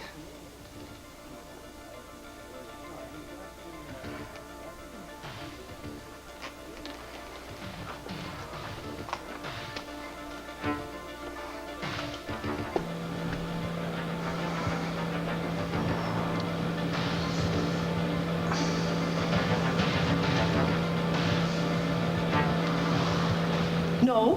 Matter of fact, I didn't sleep very well last night. I didn't sleep much at all.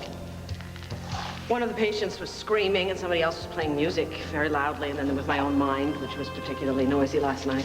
Vicky, it's just ludicrous that Dr. Polk would believe Tina and not you.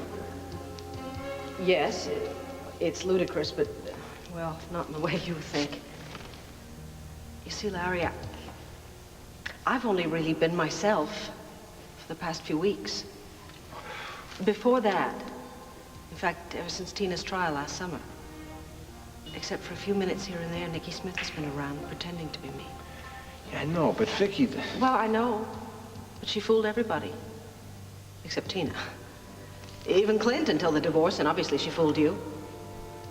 Oh, man, I'm having some difficulty comprehending all this. I know. Clint and I decided that since Nicky had done such a good job pretending, there was really no reason for me to come back to town and announce that I was back. But I felt so awful that I wasn't really around for you during Laurel's death. I'm so sorry. It's such an awful tragedy. Come on.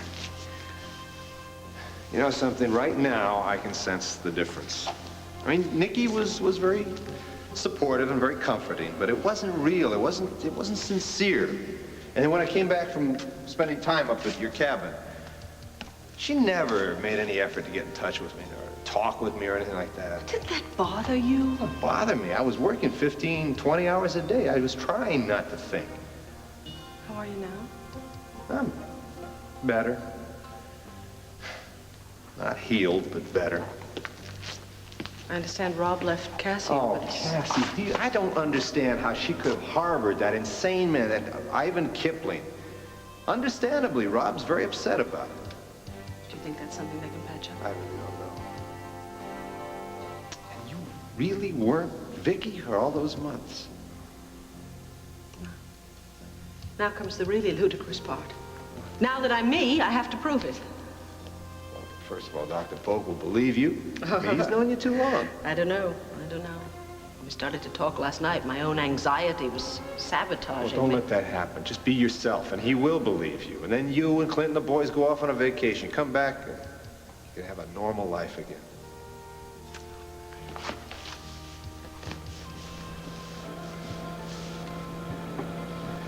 You just get there in time to save your life, Vicky.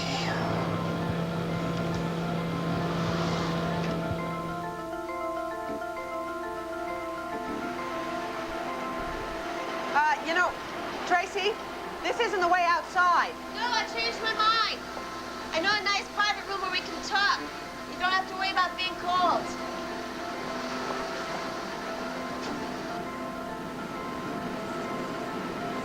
Are you coming? Yeah, what the heck?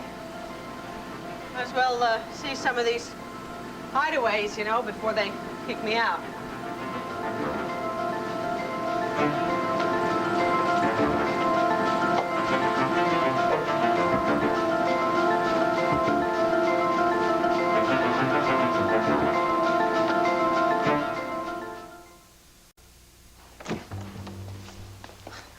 Boy, You weren't kidding when you said private. How'd you ever find this place?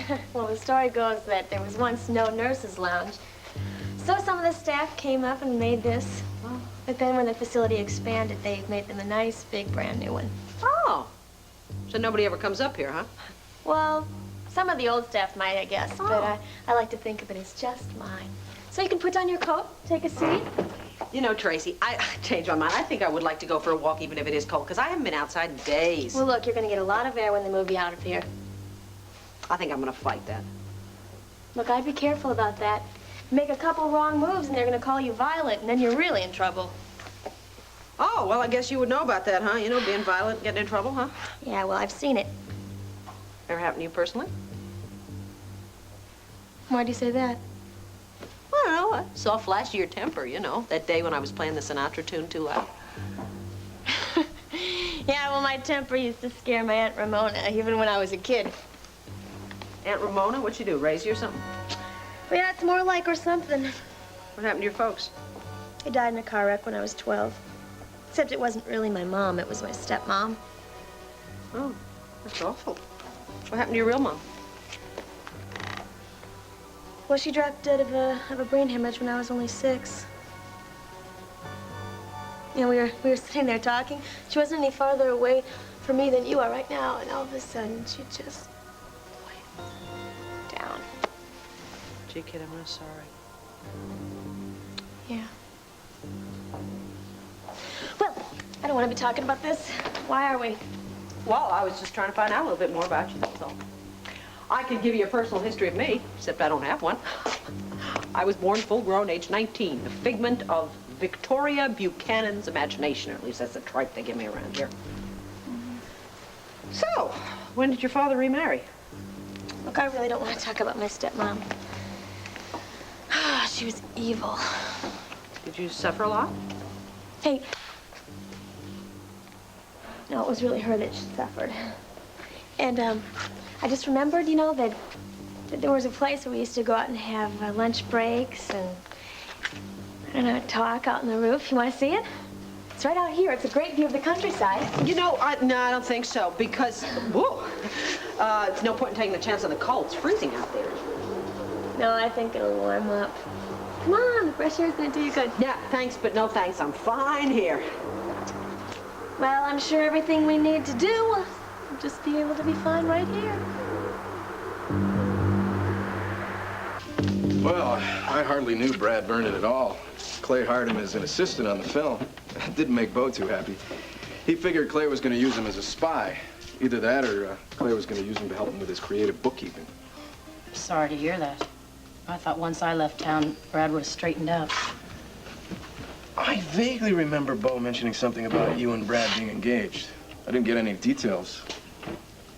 Bad ending? Yeah. Bad enough that... Here you go. Oh, thank you. Was it bad enough that he might act like he didn't recognize you and slip out the door? No, I don't think so. I mean, besides, he got what he wanted. Jenny, the love of his life. Although, how he pulled that off, I'll never know. You know, that photo that Asa is running has really made me start thinking about him.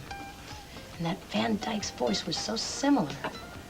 And then seeing him, I mean, it resembled Brad. He even walked like Brad. Maybe it was him. Now, this guy had a beard. And why would Brad change his name? Beats me. So tell me, what happened to you and Brad? 25 words or less? Didn't work out. In 25 words or more, why not? Brad came on very strong. And I fell in love with him. It was the first time in my life I ever fell in love. But he never really fell for me. Because of Jenny? And he claims that whole thing was over. Obviously, that's not true. Look, a lot of this was my fault. I mean, he was rich and handsome, owner of a hotel, very upwardly mobile. See, I was this kid determined to live a life better than my parents. We all go through that phase. But I think it was more than a phase for me. That's why I got mixed up with that agency in New York. Fancy clothes, quick bucks, 4-star restaurants, always. Don't ask questions from your employers. I still feel really guilty about that. Come on. I mean, young people are allowed to make mistakes. As long as they learn from them. I've learned from them. I hope I've learned from them.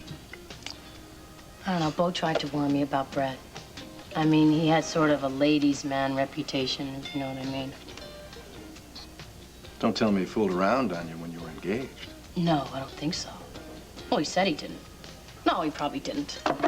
I was just so jealous and insecure. And he got friendly with Tina, and I went nuts. I went crazy.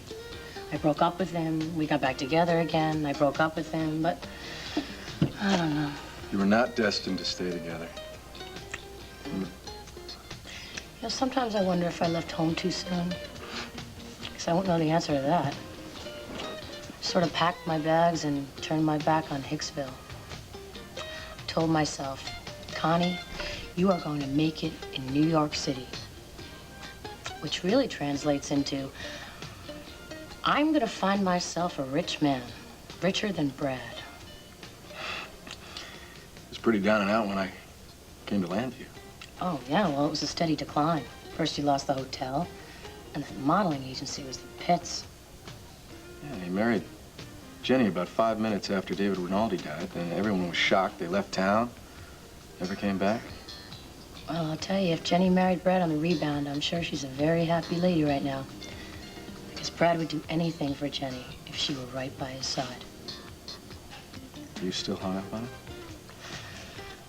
I really wish I knew the answer to that question. Okay, so what? So maybe I'm still hung up on her. So what? Because she still loves you, I know that.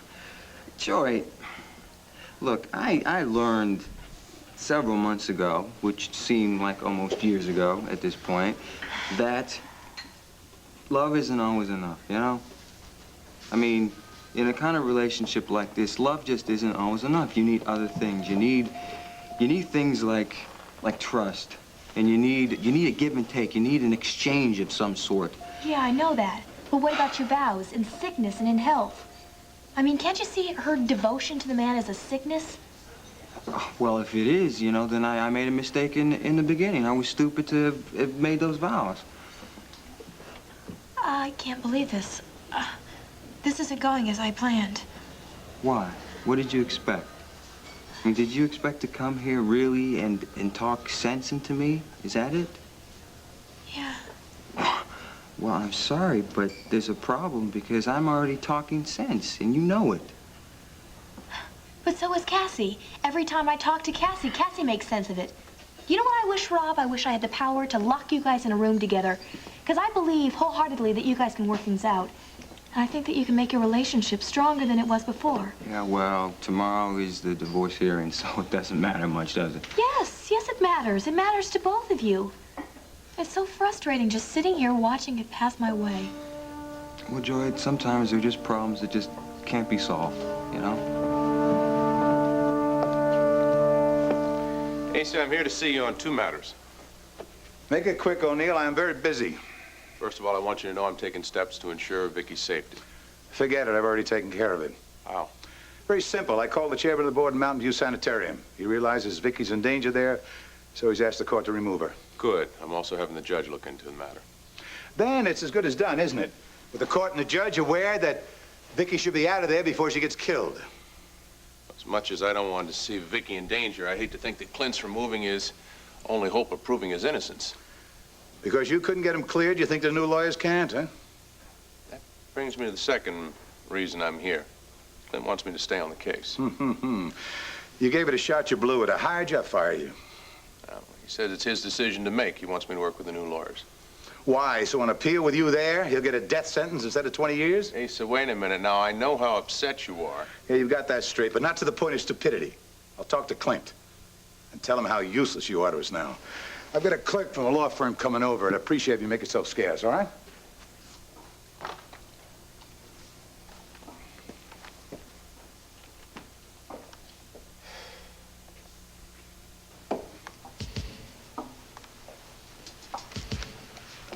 Who the hell are you, law clerk?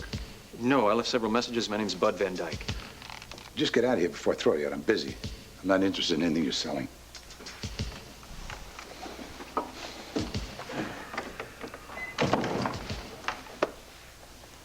you're asking for it, boy. Asa, you're messing around with Jenny's life. Now put down the phone and talk to me. Brad Vernon, really you?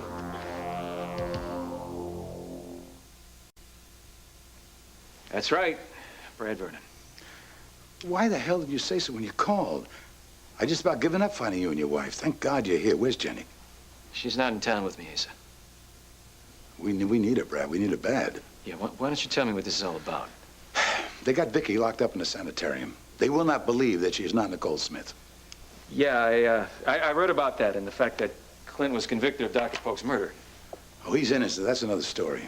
See, Polk knew the difference. The new doctors don't. So I figured Jenny was a psychiatric nurse. She might be able to convince them. Well, I'm real sorry about Vicky and Clint, but Jenny coming back here, Asa, that's out of the question. That's why I'm here, to make sure you cancel that ad immediately. You don't know what fire you're playing with here, Asa. You listen to me, Vernon. Jenny and Vicky were like sisters. Jenny would do anything to help Vicky out. I know. That's what I'm afraid of. Her concern for Vicky just might get her killed. Where is she? I want to talk to her personally. Now, that is impossible, Asa, and I'm sorry, but I can't explain why. You know what I'm thinking now, boy? Maybe Jenny's already dead, huh? Maybe she realized the marriage with you was one sorry mistake. She wanted to leave, you just couldn't take it. Asa, please. What is this? You come into town with this growth on your face, change your name. What's the story? I told you, I can't explain. You're just going to have to trust me on this. Oh, trust you. You think old Ace has gone senile? I'm 10 seconds away from calling Captain Hall. You tell me where Jenny is, or you explain her absence to the cops. What is going on here? Were both of you at the same disco last night? Last thing I remember was, going on my coffee break or something. Nurse Dowd? Coffee? Well, if there's anything in here, I certainly can't taste it. Lady, where's Vicky Buchanan's room?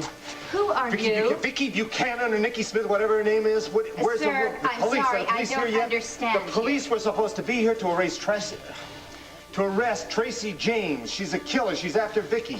Look, why don't you come with me to my office and we can sit down and talk about this reason? Listen, my name is Larry Wallach. I am Vicky Buchanan's brother-in-law. Oh, well, I'm Dr. Lillian Spender. I'm the head psychiatrist at Nice this to meet you. institution. I have just been held captive by Tracy James for the last few days. Now, she left there. She said she was coming over here to get Vicky, to kill her, and make it look like suicide. Dr. Wallach, you must understand if I find this story a bit preposterous. But you want to sit here and debate who's going to get killed next? What happened to these two? Oh, my Lord. Well, here, this is Vicky's room. Oh, my God, she's not here. Where is she? And where's Tracy?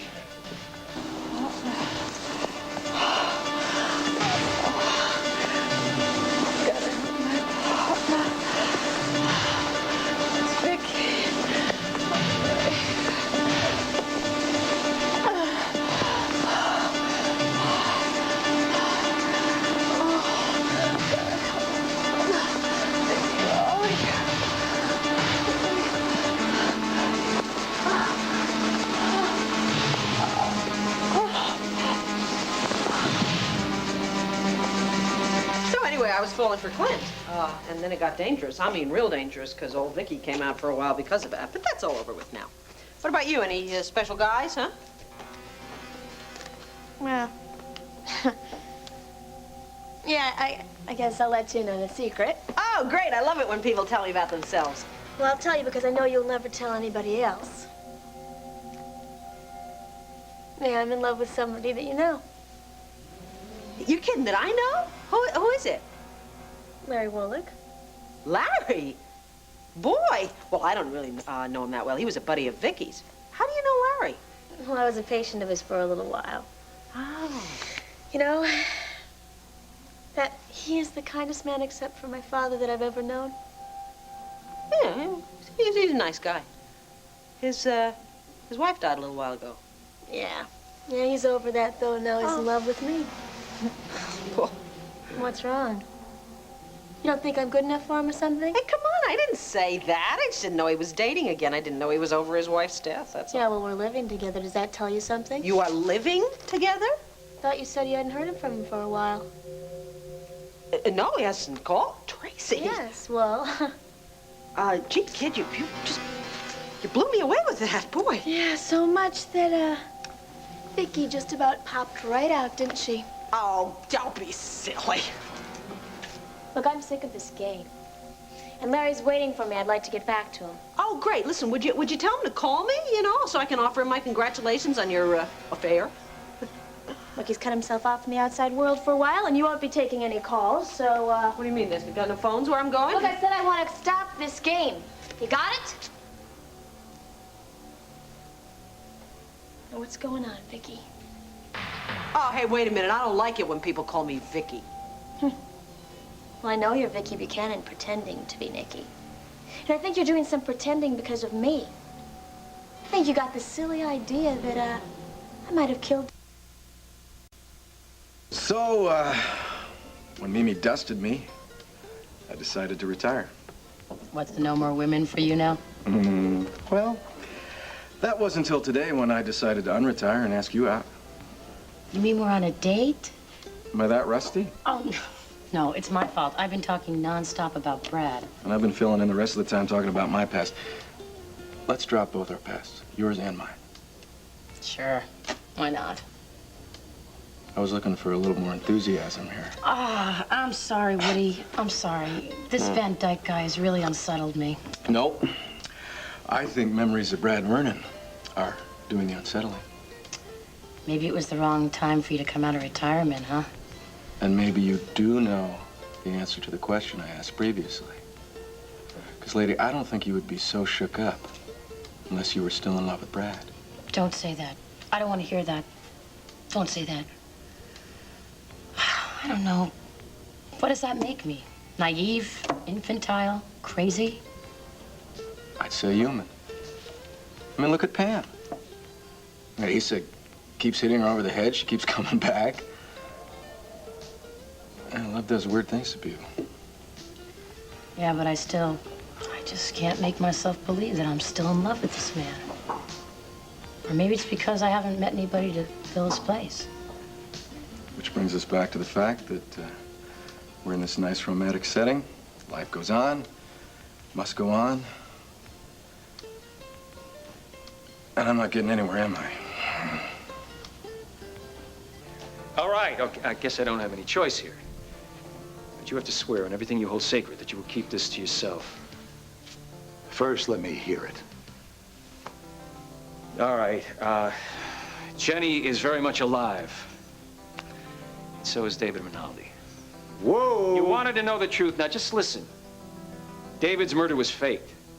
The papers reported, the coroner said... It doesn't matter. The truth is, David's body was not stolen out of the morgue. He walked out of it. You were handing me science fiction, Brad. Everybody was shocked that Jenny married me, right? Right. Well, the reason she did it was so that she and David could assume the identity of Mr. and Mrs. Brad Vernon and disappear into the countryside. I gave up my identity. I gave it to David. That's why I'm here under a new name. And that's why you have to stop spreading your picture all over the country, Asa. You could ruin everything. I'm having a little trouble taking this in or believing it. First of all, you've never been known to be altruistic. You've been self-centered, selfish son of a... About everything in my whole life, except for Jenny. Oh, I'll give you that. It's a hell of a sacrifice. She was worth it. It's my one chance to make her happy, and I can't let you destroy that now. If Jenny were to come back here, the authorities would wonder why she disappeared in the first place. And some of those foreign agents that tried to kill David, they might start wondering, too. The risk, as you can see, is just tremendous. What's going on in that brain of yours, Asa? Well, I'm thinking that little brain of yours couldn't have made this up. No, it's the truth. I'll cancel the ads in the papers. Thank you. I just hope it's not too late. Well, with Jenny being a dead end, maybe you can help me come up with another solution to clear Vicky, huh? All right, where could she be then? I don't know. A million places. Look, if Tracy wanted to hurt someone, where would she take them? Dr. Wallach, this place is vast. All right, then we're gonna have to get the whole staff and search everywhere, and the police too. All right. Now you call the police, and I'll get in touch with security. Nurse, listen to me. Can you hear me? Have you seen Tracy, James, or Vicky Buchanan. When they left here, did you see which way they went? I think they were going outside for a walk or something. Thank you.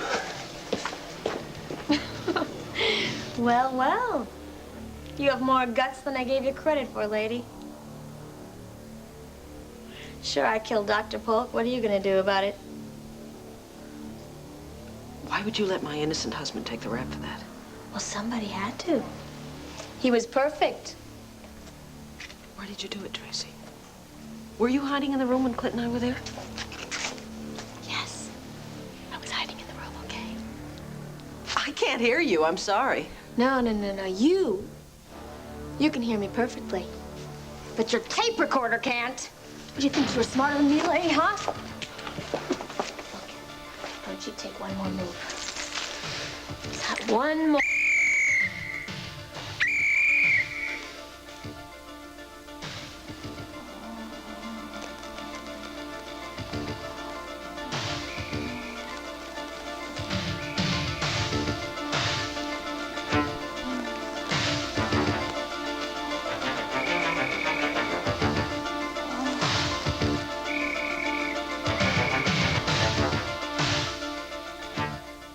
What sentence will you be recommending? What sentence? Some of the staff are saying that Judge Franklin has a reputation for handing out stiff sentences. What are you hoping for, Maggie, the chair? Just stating a fact, Herb. Well, it was my unpleasant duty to get a conviction, but it seemed to me that Judge Franklin was rather sympathetic to that. Really? I didn't see it that way at all.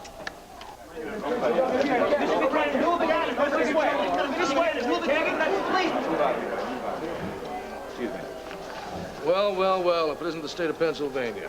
Lovely afternoon, isn't it, Mr. Callis? You sit down, please. Anything you say, Sheriff. Well, what are you going to do, stand there through the sentencing? You don't want to waste a minute to get me back to jail, is that it? Just waiting for your lawyer, Buchanan. Mr. O'Neill, will you be a part of your...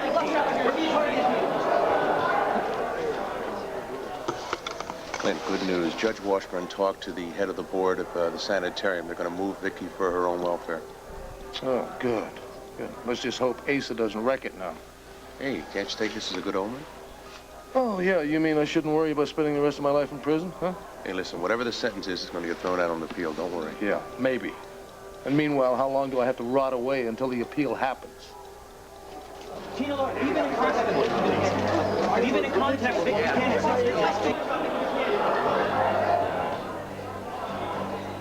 Well.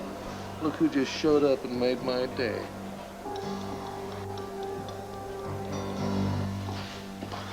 Larry!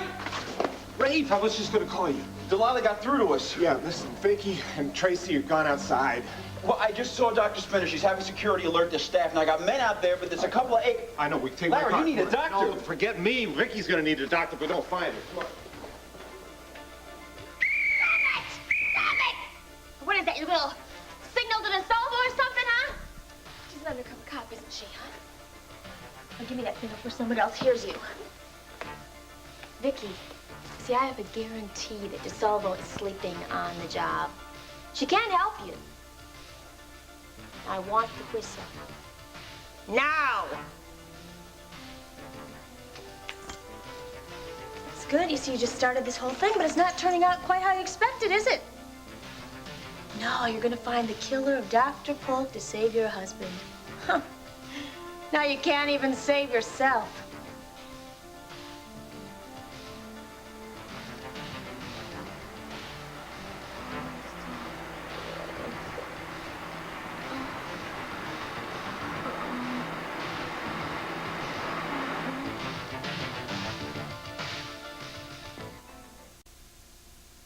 That is right, Harv. Cancel them all immediately. Yeah, bye. All right, Brad. Done. Thank you, Asa. I just hope no damage was done. Explain something to me, boy. With everyone, including the government, thinking David Rinaldi is dead, how can the ads arouse suspicion with foreign agents? Aida York was the agent that tracked David down. She never believed he was dead, especially when his body disappeared from the morgue. She ended up on Beau's yacht with us. So you sailed off on your honeymoon with Jenny and David, too? Yeah. Aida was killed on board. Our government never found out what happened to her. And when you started publicizing the fact that Jenny and I disappeared, too, I was afraid they might figure it was worth looking into. Well, I think you should have told me or someone about all this. Couldn't take the chance, Asa. So you gave David your identity and you became Bud Van Dyke. How the hell have you been living? Oh, better than ever. Lady Luck has decided to move in with me. We've had a lovely ongoing relationship. Your scam's finally paying off. No scams. David gave me a rather expensive gem and opal, so I'd have something to start over with. I cashed it in, went to Vegas, played some blackjack, roulette, couldn't lose. Then I went to the track. And the magic touch has never left. You are looking at a very successful horse owner. No kidding? Yeah. Congratulations. Sacrifice your life for Jenny and get a nice reward. Good. Yeah, well, she always tried to convince me you get what you give. Must be kind of rough, though, like if you're living like a fugitive, even though you're doing it in style. Yeah. Well, it gets lonely. But she's worth it. Asa, I'm very sorry about Clint and Vicky. I wish I could stay to help, but I have to leave town tonight. Well, I'm going to get him out of that mess one way or another.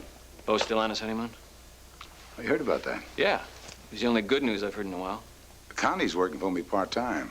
Yes, I wish somebody had told me about that. I about fainted when I called and she answered the phone. Well, I'm late for that courthouse. Connie. Who is it? It's Pamela. You don't know her. Well, nice doing business with you. Thank you, sir. Good to see you Sorry, again. I'm not. Hope it wasn't on account of me that he left. No. He knew I had to go to the courthouse right away. Clint is being sentenced today. Make yourself at home. Thank you. I'd like that very much. Ace, I've been worried about you. Would you like me to go with you to the courthouse? No way, Pam. No, there'll be 100 reporters there. Once they sue you, they'll be all over us about those love letters that were published. Oh, I'm sorry about that. It was Tina's chauffeur. She stole the letters, sold them to the intruder. I can't tell you how bad. Whatever happened, honey, just stay away from the courthouse, please.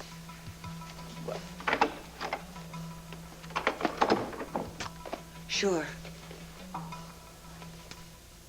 We got a problem here. We only brought one car. I'll tell you what, I'll get a cab and you take my keys. No way. I'm not going to take your car. No, you take the car and drive back to Landview and I'll take a cab. I mean, I've ruined your afternoon already without taking your car. Now, I insist on this, and I want to take care of the check, and don't argue with me. I'm quickly learning not to argue with Connie O'Neill, period. That's right. And thanks for not taking my mood personally. Sure. Just give me a call in a few days. Or when you feel like joining 1986 again. I will. All right. Thanks. See you later. Okay. Oh, waiter, could I please have the tab? I'm going to be in the lobby. Thank you.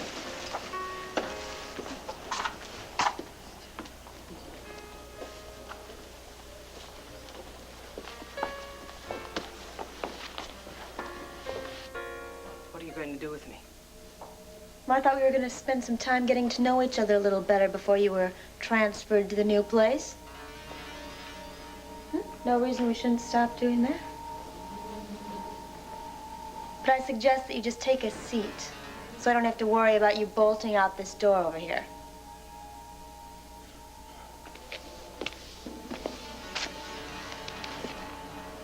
So, Vicky, how long have you been taping me, huh? Not just you. Everyone. I didn't really know who I was looking for. Well, I doubt that. I doubt that very much, but I'm gonna let it go. Since you worked so hard at getting my every word, I think I'll just keep right on talking. Tell you my life story. It's very sad, Vicky. Hope you brought some tissues. Don't you think people are going to start looking for us? No. You see, I planned this whole thing very, very carefully. And if I were you, I wouldn't want to hurry anything. No, I really don't think you want to rush anything. And I wouldn't make a move for that door either. Because I really don't want to shoot you in the back. So, well, where should we begin with our memoirs, huh? At birth? No, that's not it. Before birth. You see, my mother had a very, very, very difficult pregnancy, culminating in 22 hours of painful labor. At which point I decided to come out of all the security of the womb and face the real world. See, my mother always said that my first wail was one of bitter resentment against being alive.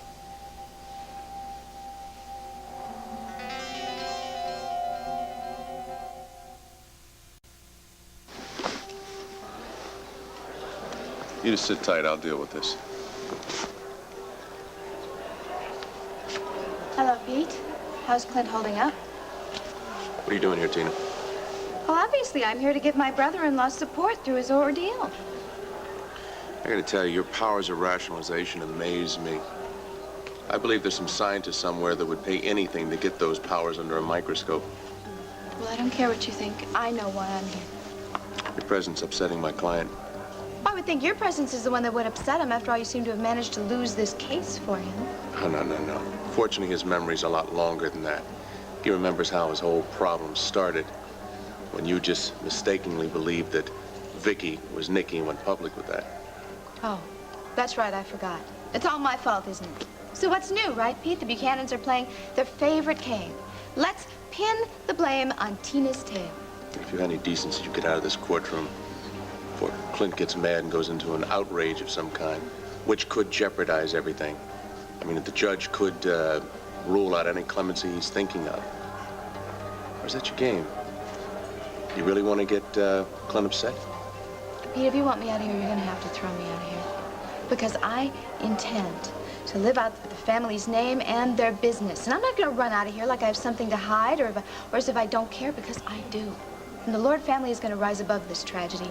I'm going to see to it.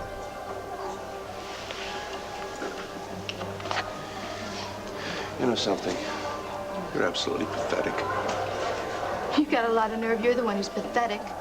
After all, it's you and your client who are possibly facing a jail term of 20 years.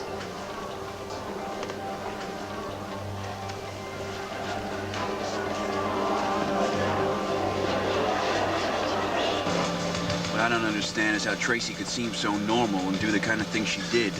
Well, join the club. You're sure no one got off the grounds before you got here? Not according to the guard at the gate. Let's hope to God Officer DeSalvo was following them.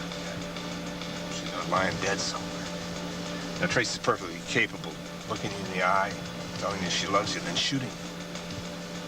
Rafe, pull over. What? I'll bet you anything Tracy wanted everyone to think that she's taking Vicky outside, so I bet she stayed inside. Pull over here. Let me go check. Okay, Larry. It wasn't 6 months after my mother died that my dad took up with Susan. Not Sue, Susie, but Susan. Yeah, she'd try to be real nice to me, but it was all just an act.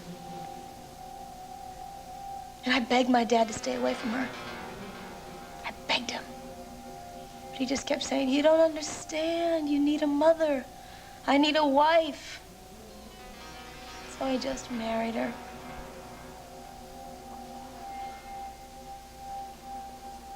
Am I boring you?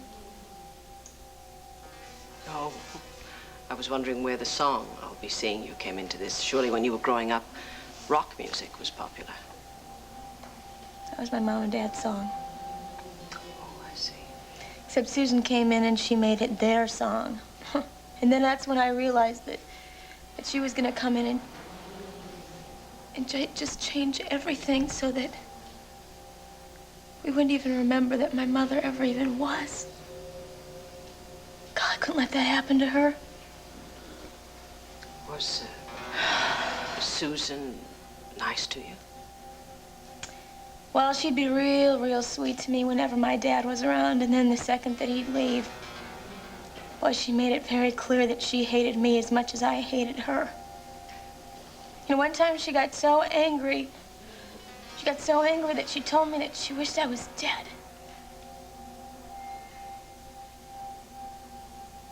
Oh, that's when I got my idea that I was going to arrange things so that Susan would be dead.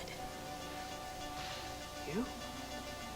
Didn't you just tell me that your father and your stepmother were killed in a car wreck? Well, I didn't know he was going to go with her. I mean, she usually goes shopping alone. How was I supposed to know? I never knew. that he was just gonna go along with her. So I was sitting there at school, and the principal comes in, takes me out of class, and he said that he had some real awful news to tell me, you know. And I was sitting there thinking that this was gonna be the best news in the world. It was gonna be so great because Susan was gonna go off of a cliff or something.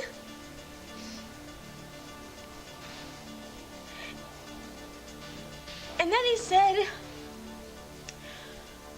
well, your father and your stepmother were in a crash.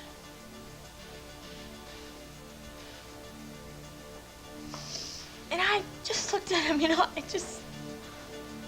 I kept making him repeat it again and again and again because I couldn't believe that. I couldn't believe that was my daddy.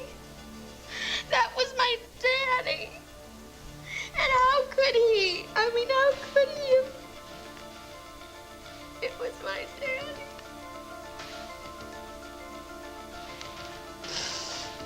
Stop it! Don't make me shoot you. That is not part of the plan, Vicky. Just like your father wasn't part of the plan then? And just like Larry wasn't part of the plan with Laurel. I had a feint to stop him. It almost happened again, but I didn't. It didn't. I saved him. And now Larry is with me, and everything is wonderful. Finally. Finally, but you are the only one standing in my way. You're the only one. Does Larry know that you rigged Laurel's brakes? Oh, Larry knows about Laurel. He knows about my Aunt Ramona. He knows about Dr. Polk. He knows about you. He knows I've come here to take care of you. He's upset about it, of course. I mean, look, he's gonna get over it. He'll get over it. Now, let's move on with our plan, huh? What plan is that? A very tragic suicide, Vicky.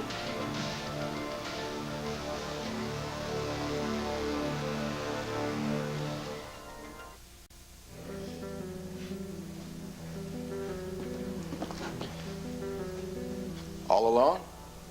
Oh, Woody. Oh, nice to see a happy, wonderful, friendly face. Come on in. Let me pour you some tea. Sure. Where's the bear that runs this cave? He went down to the courthouse for Clint's sentencing. Oh, well, maybe I should get to the court. You mean to give him some support? Yeah, and to offer a restraining order when he goes after the judge. Oh, I don't know. He certainly turned down my support. Maybe he'll accept yours. I've seen how fast he tore out of here the moment I came in. Well, could it possibly be the timing? I mean, maybe he did have to hurry out. I don't know. Maybe Dorian's meeting him down at the courthouse. No more competition from that corner, Pam. Dorian told Asa goodbye. I don't know why I'm surprised about that. Heaven only knows. I probably should be more worried about the fact that now I don't know why he left so fast. I can understand why you're paranoid after all you've been through, but I have watched Asa for the past couple of days do nothing but worry about Clint and Vicky and talk to lawyers. He's a little on edge right now, so do not take it personally. Woody, he didn't even ask me how I was. He knows how you are. You're living with Tina, which is a little like a Navajo, you know, joining up with the cavalry. I know. How are things in the enemy camp? Woody, come on. I still consider myself a friend of Tina's. Oh. I must admit, living so closely with her, I see she's a very complicated personality. I mean, she's a lot of contradictions between her actions and her words, and she definitely has a penchant for vengeance. Aha, which is probably why she rolled out the red carpet. She knows that Asa hates the fact of you being there. If I thought Asa cared 1 second, I wouldn't be living with Tina. The point is, he doesn't. It doesn't matter to him at all. Hey, honey, we warned you about Tina repeatedly, but you still moved in with her. Now, why didn't you just move into the Vernon Inn? Obviously, Mrs. Buchanan can afford that. The whole thing is ridiculous, Woody. Absolutely ridiculous. Where I belong is right here with my husband.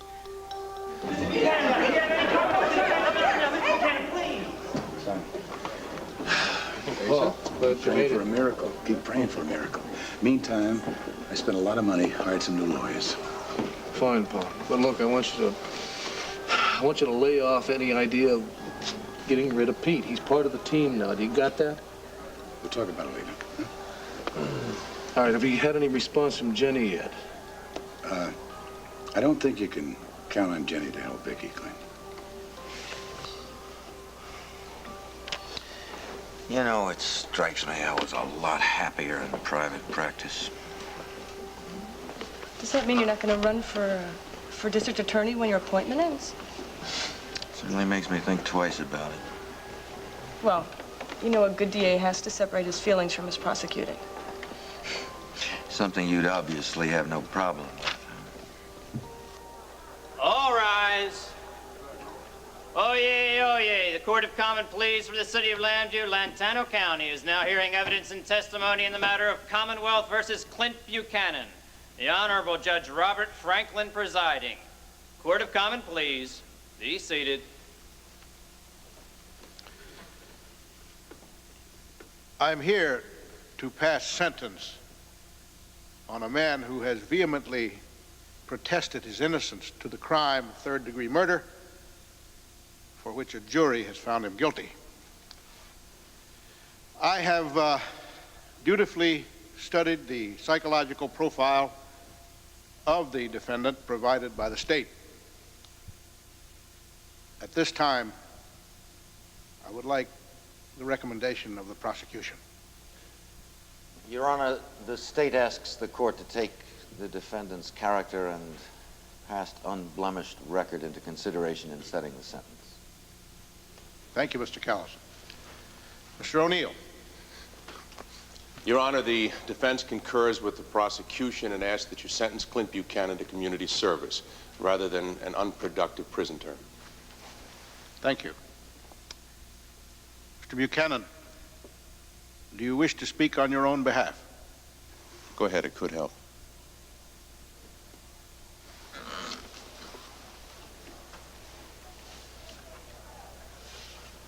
Your Honor, what I have to say is really very simple.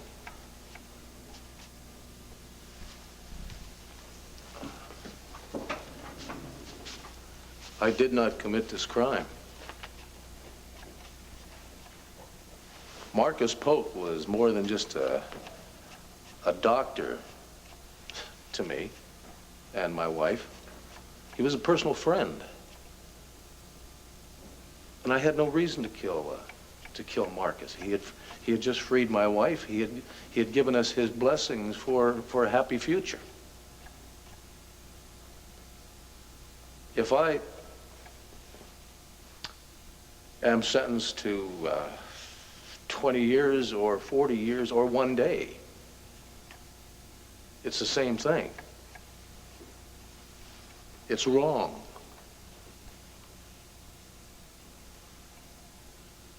But I want the court to know that even that injustice is not going to shake my faith in the judicial system in our great nation, because I know that someday I will be vindicated by the very same court that is trying to take away my freedom. I just hope and pray that truth comes out before my sons forget who their father is. Thank you, Mr. Buchanan. You may sit down.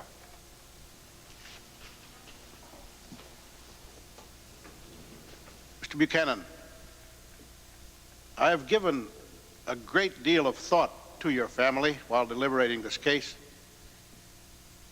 I do not like taking sons away from their father, especially since their mother is having emotional difficulties. That's another injustice, Your Honor. That is not true. Well, as you know, that is not in the jurisdiction of this court.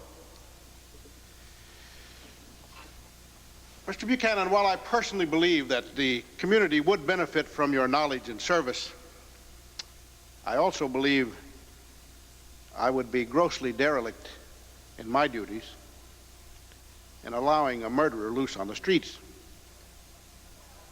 Although I do not believe that you would murder again, I cannot ignore the gravity of this crime. Will the defendant please rise?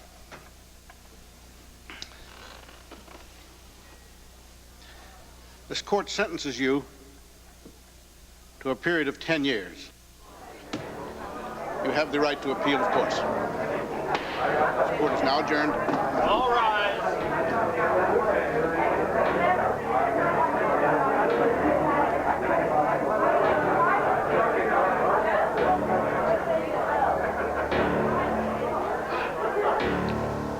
Give me that tape recorder. Well, it's all strapped to me. It's going to Well, take then just a few give me the minutes. tape. I mean, you're committing suicide. I can't have my life story on you. It belongs to me. Tracy, surely we can negotiate this. Forget it.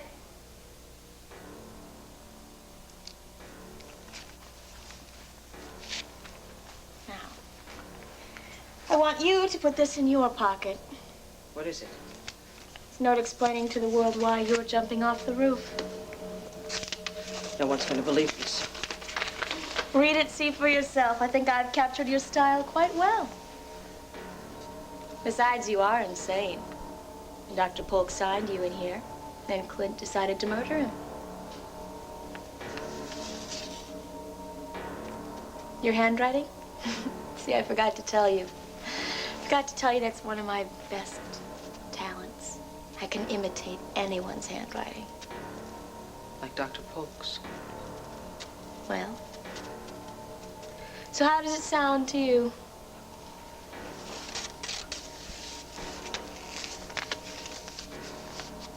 Let's go out into the roof.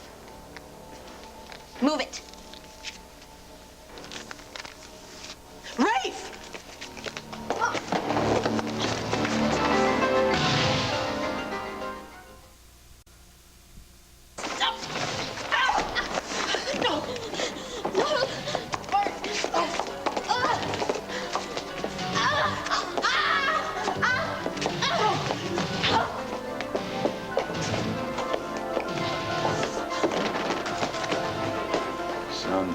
Clint, the judge hated to give you 10 years.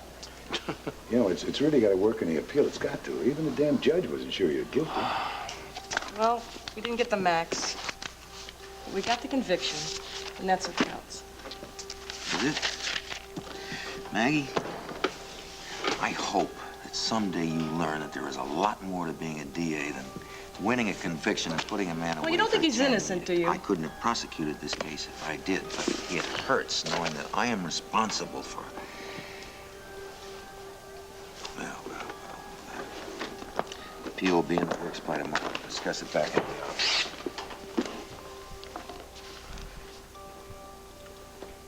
Paul, would you drive up to the sanitarium and explain this to Vicky personally so she doesn't hear it on the news? Oh, I sure will. Kevin and Joey arrived from Texas later today. God, those poor little guys, how am I going to explain it to them? I got to figure out the best way to explain it to them. Well, I got to make sure they know their daddy's innocent and not to give up any hope on you. I guess I just thought this would never really happen, you know? I thought maybe Ed Hall or Rafe would come running in here and saying that they had found the real killer, you know? 10 years. Clint, you're not going to do any of that time. And my new lawyers are going to make sure of that, you hear?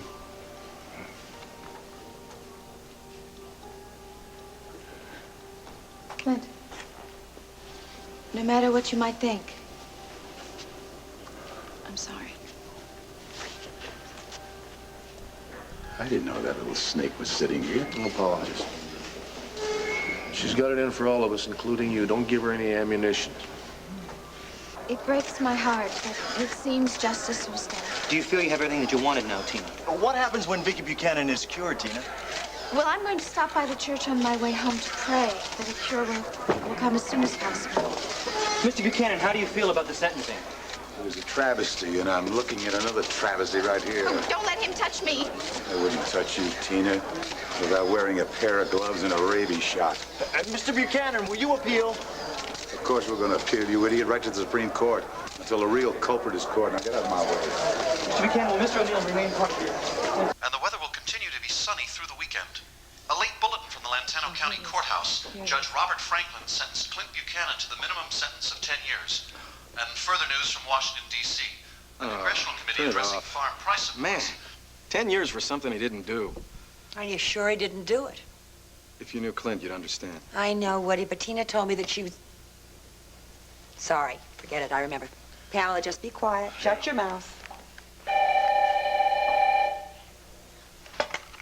Buchanan residence. Who is this? Michael James Woodward. Who is this? Hi, Woody. It's Tina Lord. Oh, Tina, we were just talking about you. Oh, you and Pam? Yes. Would you like to talk to her? Yes, please. Hi. Listen, Pamela, I have just had the most awful experience in this courtroom. I mean, you wouldn't believe how rude people were to me, especially your husband. I swear, I am just about ready to cry here. I really need to have dinner with you. I could really use a friend right now. Well, that's okay. I'll have dinner with you, darling. It's okay. Have you ever been to the Waterside Inn? No. Well, why don't you drive by here and pick me up? I'll be at the south entrance to the courthouse, as far away from the reporters as I can get, as well as any of our so-called dear family members. Okay, I'll be there just as soon as I can. She needs a friend right now, so just don't say one word to me. I'm just going to have dinner with her. However, I do promise you that I will talk to her about moving out. Okay?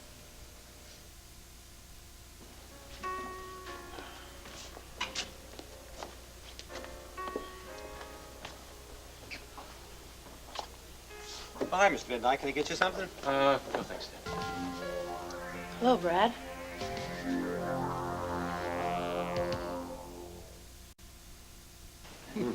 Clint, I came back because something occurred to me. What's wrong? What if that viper, Tina, decides she wants custody of Kevin and Joey? What? What the hell kind of provisions you got in the will for them? Why would Tina want a couple little boys around cramping her style, Pa? Cramping her style. When they get older, they're going to get into money, right? It'd be worthwhile to have them around. She can't get to them, Pa. You and Bo are their legal guardians once Vicky... in the event of her death. Clint, you're not dead. And Ace and I are going to keep hammering at this thing until we get you free. Pete, do me a favor. Check the will, just to play it safe, huh? Sure. I'll look into it. Something else. You got to make arrangements for Vicky and I to get married again. That way, I get out of jail, I'll be the nearest relative to the boys, not Tina. I'll take care of it, don't you worry. Now, damn it, they can keep us apart, but they cannot break us up.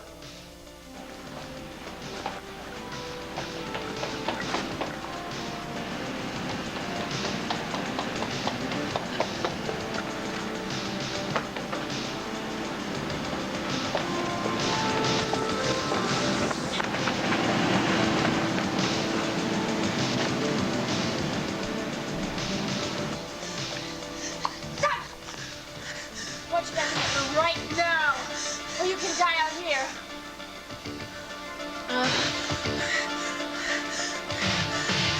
Move it! Go on!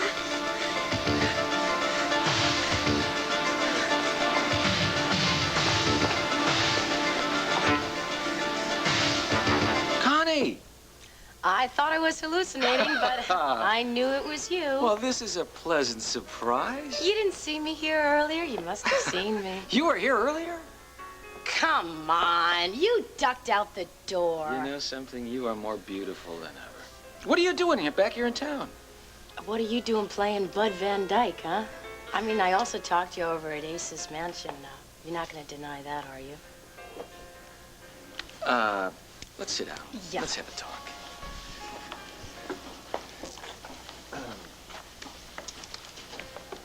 We see, the reason I'm here is to talk to Asa about those ads he's been running, trying to find Jenny and me. Is she here? No, she's not coming either. Why not? Well, we've cut our ties to this town and everyone in it, and we just resent the fact that Asa makes us feel like missing persons, you know. So where are you living? Well, no place permanent. We move around a lot. On what for money? I mean, the last time I heard, you had about 5 cents to your name when you suddenly got married. Well, Jenny has some money, but we're spending it. Jenny doesn't give a damn about Vicky?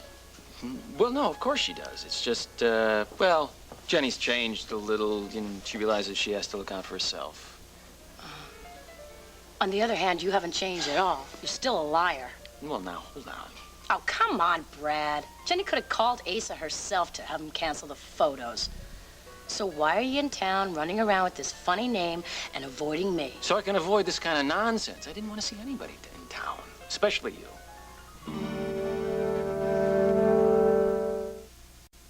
You know, Brad, you're really something else. You know that? Connie, wait a minute. I didn't mean it that way. Well, that's the way I took it.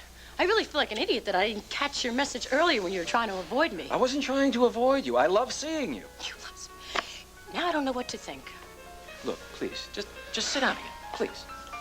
Okay? All right. The truth is,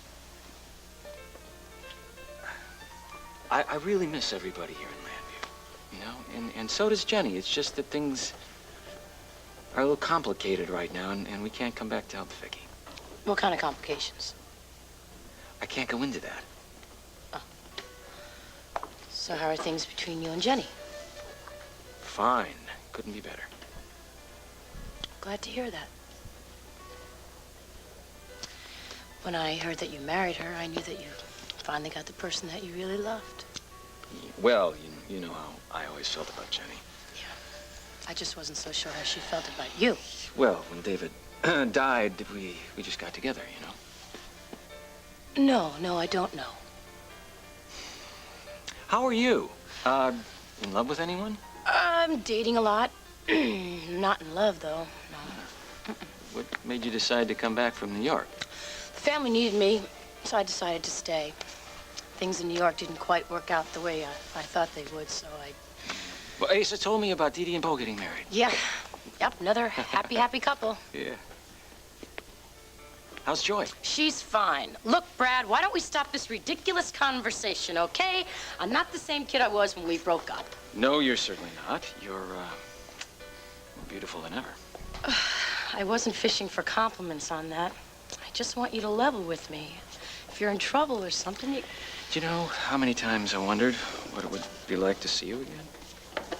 What is going on here? You're a married man, remember? Look. Don't say anything. You're driving me crazy here. You know, I don't believe a word you're saying Will anyway. you please trust me? Look, this is very serious stuff here. And I have to play it my way. No questions. No explanations. Hey, you don't owe me anything. Believe me, I wish I could tell you the truth. For once in your life. It's not like that. You know something? I've got a good mind to tell the whole world who Bud Van Dyke really is. Just to get an honest answer out of you. Oh. Thank heavens, there's hardly anybody here. God, it's Tina. Connie, you got to cover for me. Come on. Great.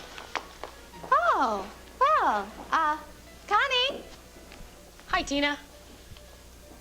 What? What, is she snubbing me too? I don't think so. I think she's just preoccupied, that's all. No, yeah, I bet you Pete told her to just give me the cold shoulder. I bet that's it. Tina, why does it matter? I mean, why? What do you mean, why? Of course it matters. I'm gonna go say hello. Oh. Connie, hello. Hi, Tina. Hi. Do you know Mrs. Asa Buchanan? Yes, we've met. Yes, we did. Nice to meet you and see you again. Yes, nice to see you again, too.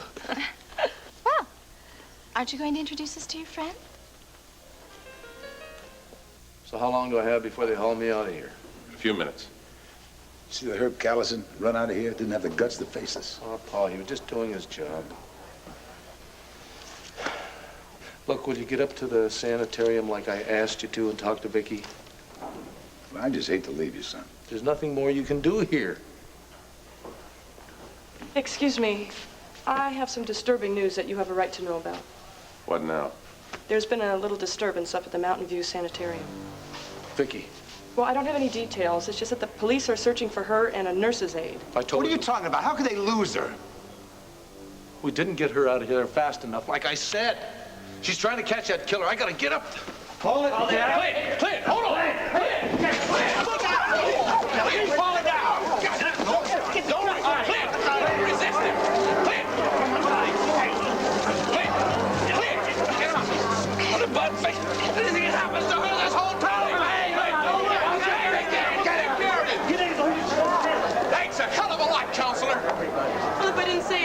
accuse me of depriving your client to know about his wife. All you've done is scare the living hell out of him. You've done a terrific job. Wonderful. Only fools kill the messenger, Pete.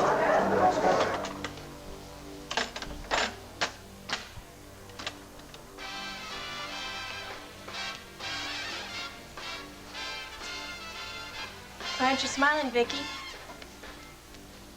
Didn't you tell me this was your favorite song?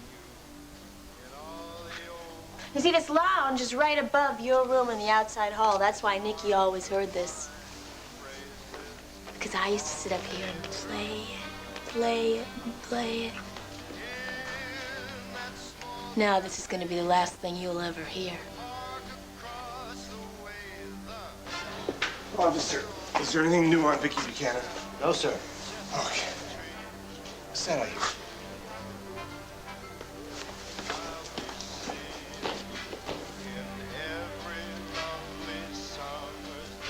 Tracy, look, you went through the trauma of losing your parents. Please don't put my little boys through that same thing.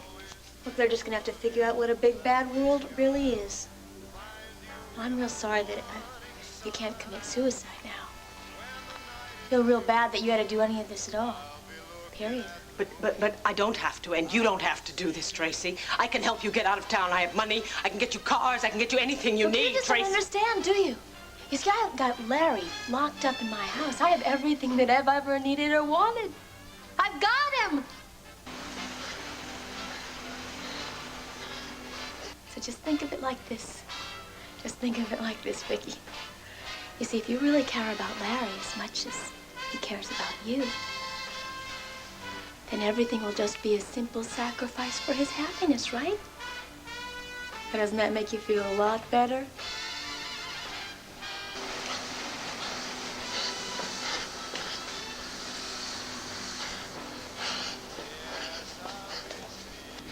Nurse! Nurse! Nurse, are you all right? Listen, have you seen Vicky Buchanan or Tracy James? Yes, quick, upstairs. Wait, he might need this.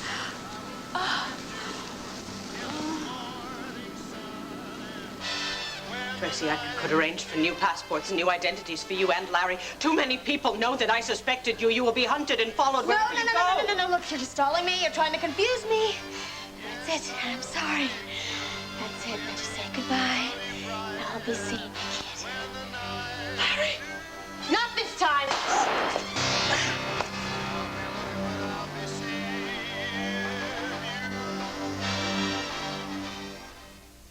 His wife. Yes, that's right. Well, you know, in a way, we're kind of related. My sister Dee Dee married Bo, Ace's son. Oh, right. Yeah. Right. That's who you are. Well, it's very nice to see you again. It's nice to see you again, too. Enjoy your dinner. Yes, thank you, we will. Connie, haven't you forgotten something? If you don't want to do the honors, I'll... My, but that was rude. Well, he's just a little shy. Yeah. Now, you know, it seemed more like he was just trying to avoid us. Connie, he looks so familiar. Who is he?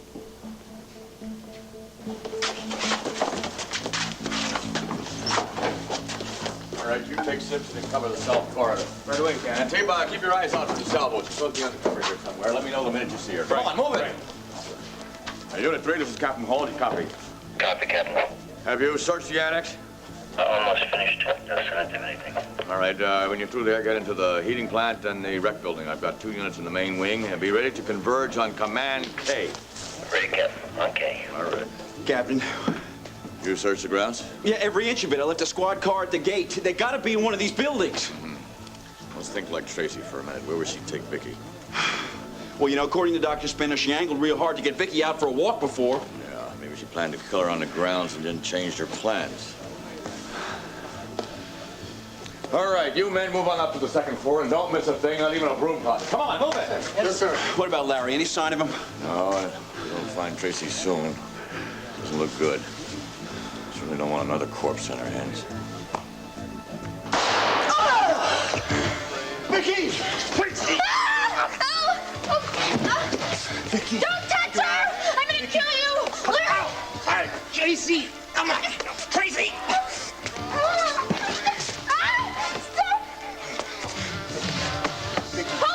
Hold it! How did you get here, Larry? How did you escape? Tracy, please. Let me take care of it. Let me just... No way. I shot her right through the All heart. right, put the gun down. No. Please. Oh, doctor, wonderful, huh? Look at you, Larry. Think you can heal a dead person, huh? You just think you can care for anybody, don't you? And you can't care about me.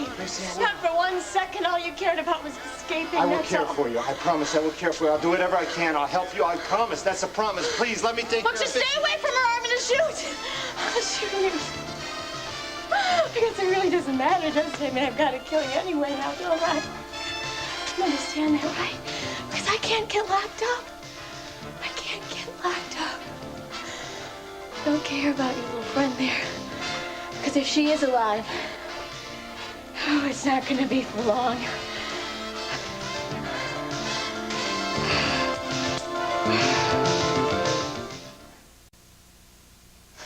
Tracy, please, just give me the gun. Look, I already explained all of this. Tracy, if you ever loved me at all, you'll I listen to have me loved you. I Then love give me you the gun. still, but I don't want to Give kill me the you. gun. You don't give me any choice, Larry. You won't shoot me. I have to.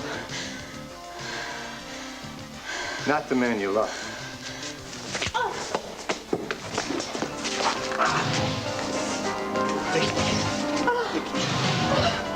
Vicky, talk to me. Talk to me. Vicky, I got this up.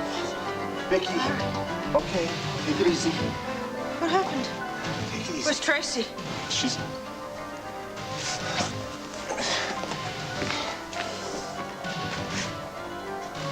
She's run out of here. No, you can't let her get away. It's You all right. gotta go after her now. No, I'm worried about you first. No, she did it. She killed Dr. Polk. Yeah, I know. You can't let her get away. Take it easy. The police out there, they're all over the place. Why? Why? I'll explain it later. I want to check out your wound. Come on. Oh, I can't move. Oh, Take it easy. Where does it hurt? it hurts here. Vicky, It hurts in the middle. there's no blood here. What happened to me, Larry? Oh, my God.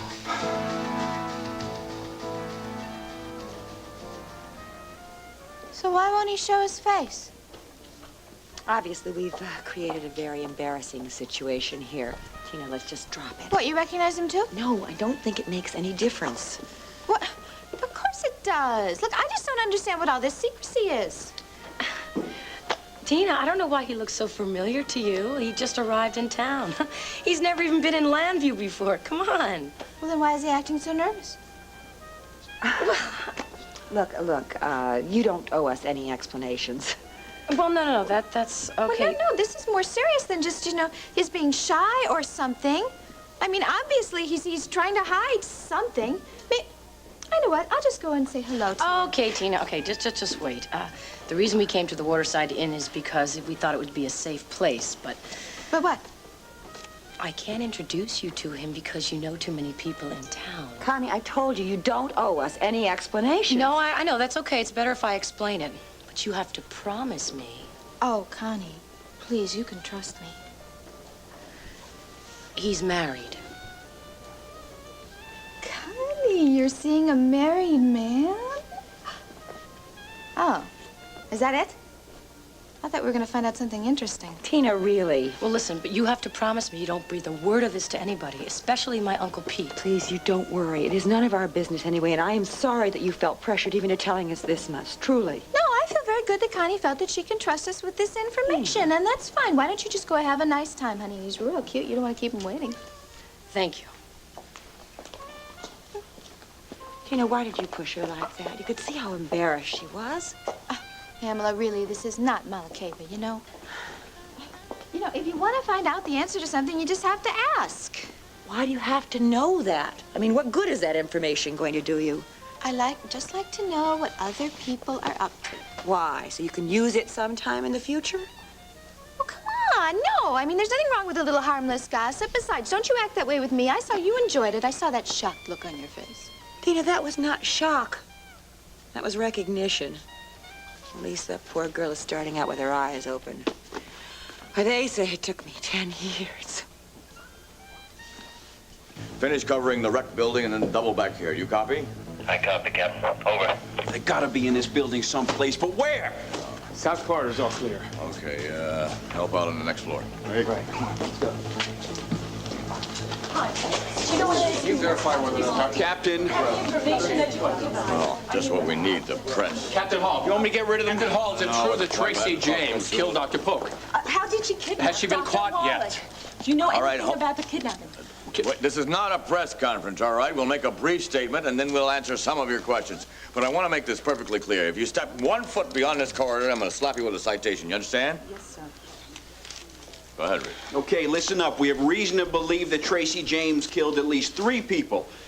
Laurel Wolick, her aunt Ramona Walcott, Dr. Marcus Polk. We also have reason to believe that she's holding Victoria Buchanan somewhere on the premises, possibly even in this building. Does this mean Clint Buchanan has been unfairly tried or convicted? No comment. We'll have to wait till we get more information. Well, was Dr. Wallach really held captive in Tracy James' basement? She kept him locked behind a steel door, and it was protected by a guard dog. How does the actress Mimi King figure into all of this? She's a friend of Dr. Wolick. She was worried about his disappearance. She went to the James residence to investigate. Miss James discovered her, locked her away with Dr. Wolick. Now, we just heard from one of your officers that Dr. Wallach is on the ground somewhere. 2 visitors appeared. Cassie Coronel and Delilah Buchanan. They appeared at the house, and they managed to escape. Apparently, Dr. Wolick had overheard Tracy James admit her intention of killing Victoria Buchanan. He rushed to the sanitarium alone. Well, why weren't the police called right away? They tried. They tried at the house, but Tracy had pulled the phone out of the wall. They had to walk over 2 miles to a neighbor's house. Well, where is Dr. Wallach now? We suspect he's in the building, perhaps with Tracy James. We're really not sure. Okay, that's enough. We've got a job to do. But are you convinced that Tracy James killed all these people? We're not convinced of anything until we are. I want her name withheld, all right? Listen, Captain, if you have no objections, I'm going to go join the search. Go ahead, Ray. Captain, do you think that Tracy James may have murdered Vicky Buchanan?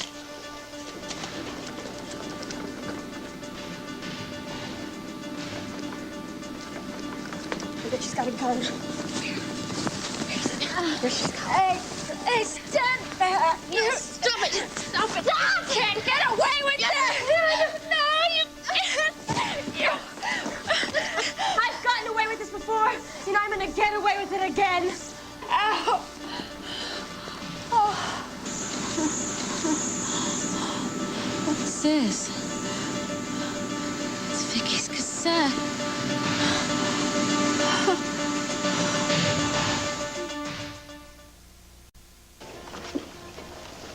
Did you give me away? Relax. I gave her a song and dance. Even threw away my reputation. I hope you're happy. What did you tell her? For your information, I am now having an affair with a married man. And that's you. Wow. Kind of like the sound of that myself. Something to smile about, Brad. Excuse me, Bud. Tina will have this all over Lambview by morning. No, I don't think she'll bother. She never does unless she has something to gain. Did it bother you to say that? Well, I do have a reputation to protect, thank you. Well, frankly, I kind of like the idea of people thinking you have a secret lover, and that the lover's me. Well, don't let it get to your head too much. I don't know why I'm protecting you. You still haven't told me why you're in Lambview. And don't hand me that business about Asa and the photo. That's all there is to it. So there you go. You haven't changed your lying to me again. Well, if that's the way you really feel, why don't you blow the whistle on me? Because I think there's something more important happening here. Maybe I'm doing it for old time's sake. Well, thanks for the memories. If you are ever in any kind of trouble, I never want to see you hurt. We were very close. Yeah, we still would be if you hadn't broken off the engagement. Have you forgotten why I broke off the engagement? Remember the flirting and the cheating and the lying? No. And believe me, I've regretted it every day since. Why, you have Jenny. She's the only thing you've ever wanted in your whole life. It's complicated. You know, you're still very special to me. Why are you saying this to me now? Well, I thought maybe you might feel the same way. I don't believe I'm hearing this. I never got over you, Connie. I just thought that... You are while a we're married together- man. Do you expect us to just pick up where we left off? Would that be so terrible? What do you expect me to do? Run up to your room and build a love nest? You haven't changed at all. You always want what's just in front of you, and I just happen to be handy right now. You're wrong. No, you It's get not this like- straight. I do not see married men, no matter what my feelings are. Now, I lied for you to Tina and Pam to protect you. Now, if you're going to use that as some pretext to entice me into bed, well, I'm just going to go tell them the truth right now. Wait a minute, please. Thank you. Here you go. Oh, thanks. You know, I still get the feeling that I know that guy. I'm sorry, Tina. I'm just not interested. Will you stop staring? Okay, fine. We'll just change the subject. Good. Look, John Claude, he told me a man named Richard Abbott is coming back to town. Do you know him? Who? Richard Abbott. Apparently he worked for the Banner, then he went off to France and became a correspondent. Yeah, I know him. Why is he coming back here? Apparently heard about Clint and Vicky, called Asa, and said he'd like to come back and help him out with the Banner until, well, things got settled. Still a crusader, huh? How well do you know him? Well, I was very young when he was here before, and he was married to Becky Lee. Becky Lee Abbott Buchanan? Yeah. Oh, they were married a long time before she ever got involved with Asa, and he was very handsome. He was an up-and-coming reporter, and he wanted to make his name in the world, and he certainly did it, too. Not that he had to, because he's going to inherit a large chunk of the Lord fortune. Why, is he a lord? Oh, every inch of it. No, his mother is Victor Lord's sister, so that makes him a very bona fide blue blood. I can just see the swarms of socialites around him, all the cocktail parties, the little soirees. Sounds like you're looking forward to his return. Oh, me? No, I'll just be happy to welcome back an old acquaintance. That's all. You mean the tape recorder stopped the bullet? You are one lucky lady. But why did I pass out? Where's all this pain coming? Vicky, that bullet hit you with tremendous force. That's what caused you to pass out, the shock from that. And it's a good thing you did. Believe me, if Tracy had had one hint that you were still alive. Thank God the cassette wasn't in here. Well, what happened to it? Tracy's got it, but when the police catch her, they'll get the cassette, too. Vicky, did she say anything on She it? confessed everything, Larry. She confessed to killing Dr. Polk and her Aunt Ramona and Laurel. It's everything we need to free Clint. Okay. No. Just sit still. I want to make sure you're all right. Well, we got to alert the police that Tracy's on the loose. Don't worry about a thing. I can guarantee you one thing. What? I got the gun.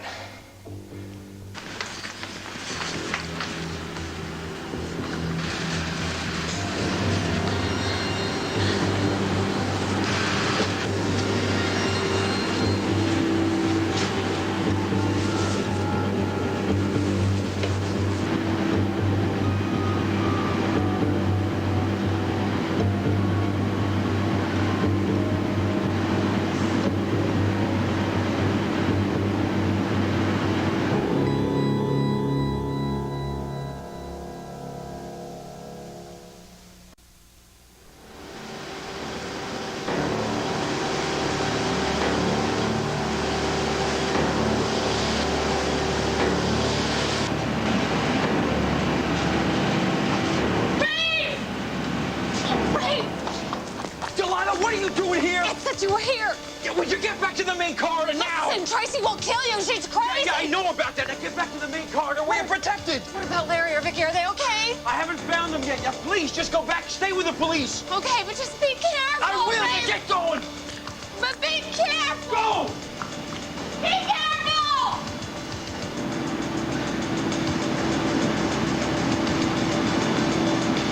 Why shouldn't I tell everybody who you are? You're probably up to no good anyway. And you have some nerve coming on to me behind Jenny's back. I'm not married to Jenny. I never was. What? The whole thing was a sham. A charade we went through to save David's life.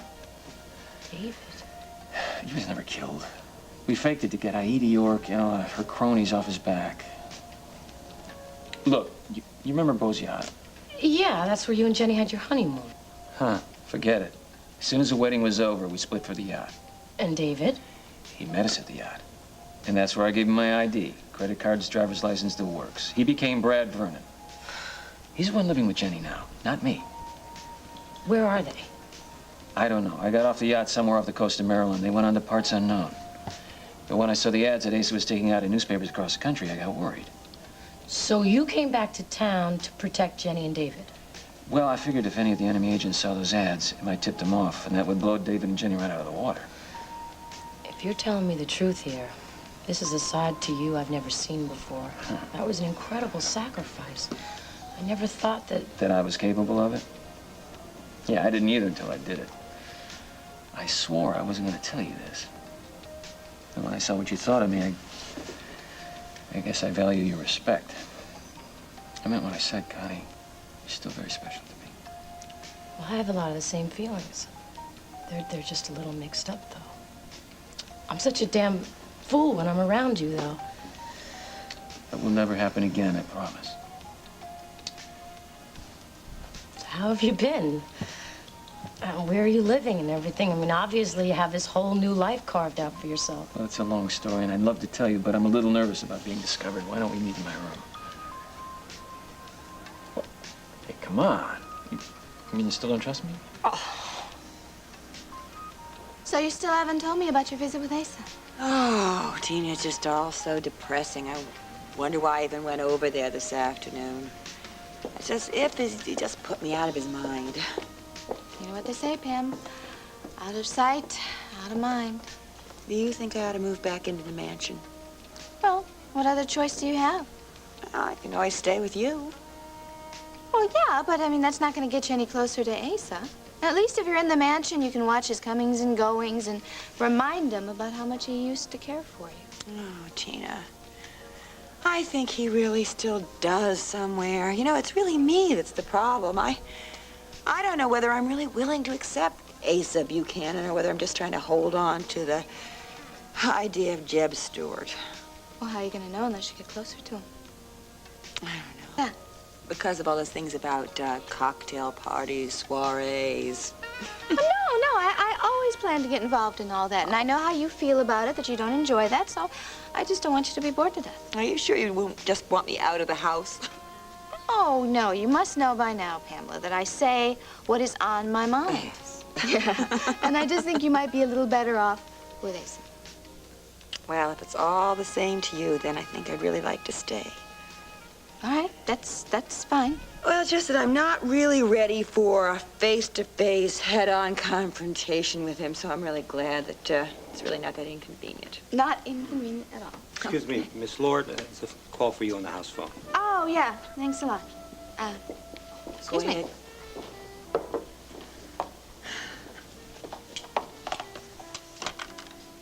Hello? Tina, it's Pete O'Neill. Well, how'd you know I was here? Your butler told me I'm at Landfair right now. How soon can you get here? We've got to talk right away. Look, I was about to have dinner with a friend, so it's going to be at least a couple of hours, Pete. Listen, what I have to tell you will affect you the rest of your life. So what I suggest is you skip dinner and you get here as fast as possible. I'll be waiting. Oh, Pete? Pete? Larry, we have to find the police and let them know that Tracy is loose. I don't like this. She could be out there ready to attack me. With what? I don't know, with the fire axe. But you wrong. have her gun. Yeah, I know. I still don't feel good about it. Vicky! Right, Oh, thank God. Where's Tracy? Larry disarmed her and she Which ran way? away. We have no idea. All right. God, you're both alive. Yeah. Captain Hall, it's Rafe. Do you copy me? Are you okay? Yeah, fine. I copy, Rafe. Go ahead. I found Larry and Vicky. They're both safe. Tracy's escaped.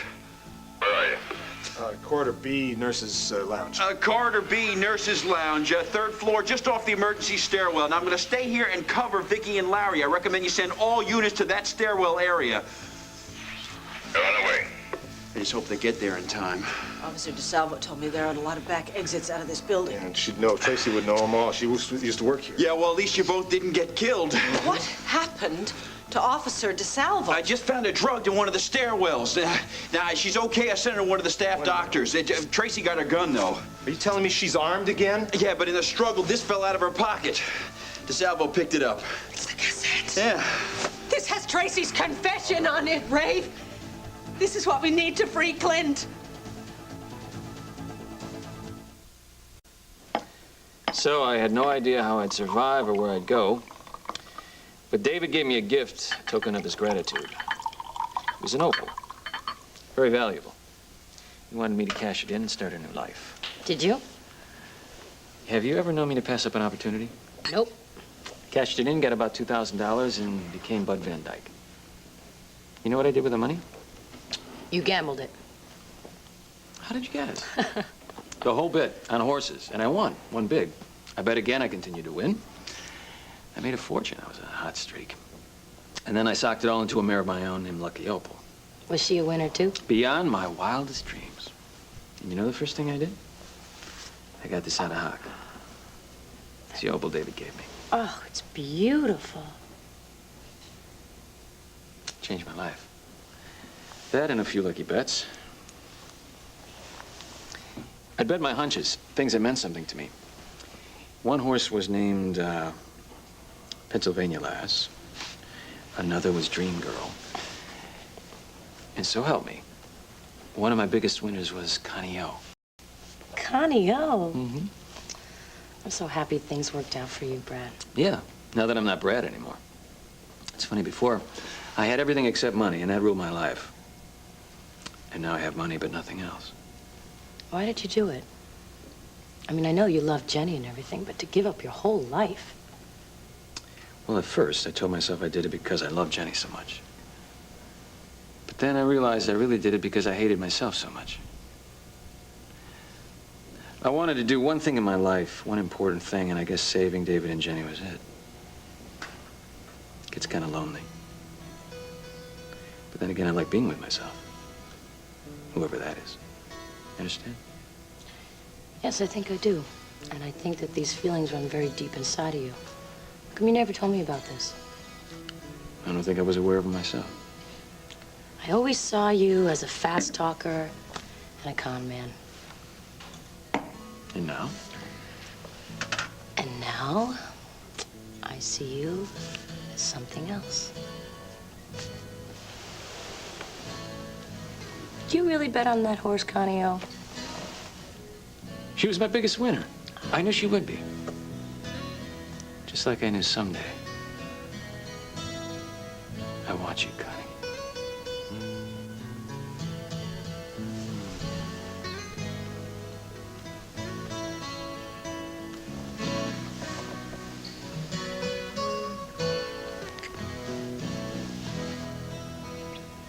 Well, then when we realized that Tracy had pulled the phone cord, we decided to split up in 3 different directions to go find the nearest neighbor, and that's it. Excuse me, Captain. I want to pull Vicky and Larry out of here. They got to be at Lambview Hospital for emergency treatment. I'm not leaving here until Tracy's behind bars. Larry, you have an untended wound there. I don't care. I'm not going. Ed, I'm fine. Don't worry about it. Can you do something about the Oh, yeah, right. Okay, that's it, everybody. Out of here, okay? I mean it. Out now. Ed, did you phone headquarters to tell them to let Clint out of jail? I'm sorry, Vicky. I can't do that. Why not? Tracy did it. My hands are tied until we capture Tracy and we get a confession. But the confession is on the tape. Yeah, but it hasn't been verified. It's been rushed down to headquarters. But Ed, I heard the confession myself. My God, isn't anything I say valid? Doesn't anybody believe me at all anymore? I want my husband out of prison now. I've had enough.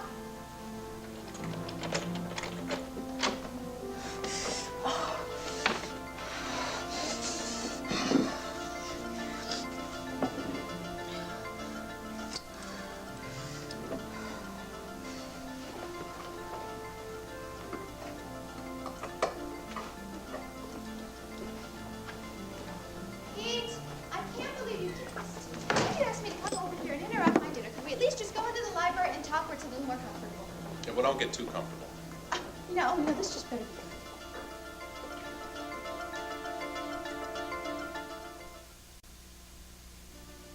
Kitchen, master bedroom, library, an intercom? My gosh, this place is loaded with goodies. This is perfect. I wonder if it works. Crazy about the idea that you dragged me here away from my dinner. Yeah, well, I'm not crazy about it either. Well, I just don't see why you couldn't just meet me at the Waterside Inn. Because what I have to tell you, I want to tell you in private. Game's over, Tina. Start packing now. What are you talking about? I'm talking about the police have found the real killer of Dr. Polk, and it sure as hell wasn't Clint. He'll be out of jail any minute now. Where'd you hear this? It's all over the radio, all over the television. If you spent less time shopping and hanging around the Waterside Inn, you'd have known about it. You know, Tina, there's a real world out there, and it's crashing down on you right now. Well, you know, it makes no difference to me. I mean, why should it? I mean, I never really thought that Clint was a murderer. Oh, don't give me that. I was there when you tried to nail him on the stand. It was not my testimony that got him convicted. It was the evidence. And as I told you, it doesn't matter to me. Clint has nothing to do with my position here at Landfair. No, but Vicky does, and she's been getting out of the sanitarium. What's the matter, Tina? Aren't you just delighted? But they can't release Nikki without my say-so. That's right. They're releasing Vicky. She was only pretending to be Nikki to catch the killer, and it worked. Well, who was it? Police haven't released her name yet. Some psychopath that applied for a job at the sanitarium to kill Vicky. But what about Dr. Polk's signature on the commitment papers? They were forged to make it look like Clint was the murderer. Face it, kiddo. The game is over. It's time to hit the road. Now, well, this one I have to see for myself. Go ahead. Bullets should be coming in hot and heavy right now. By now, the whole world knows what Tina Laura tried to do to her sister. To Nikki. I did it to Nikki. You stuck her away in a sanitarium, swore her husband was a murderer, and for what, Tina? For money. No, I did it for my sister. Go ahead, hear for yourself how the would-be socialite Tina Clayton Lord is nothing but a greedy little tramp.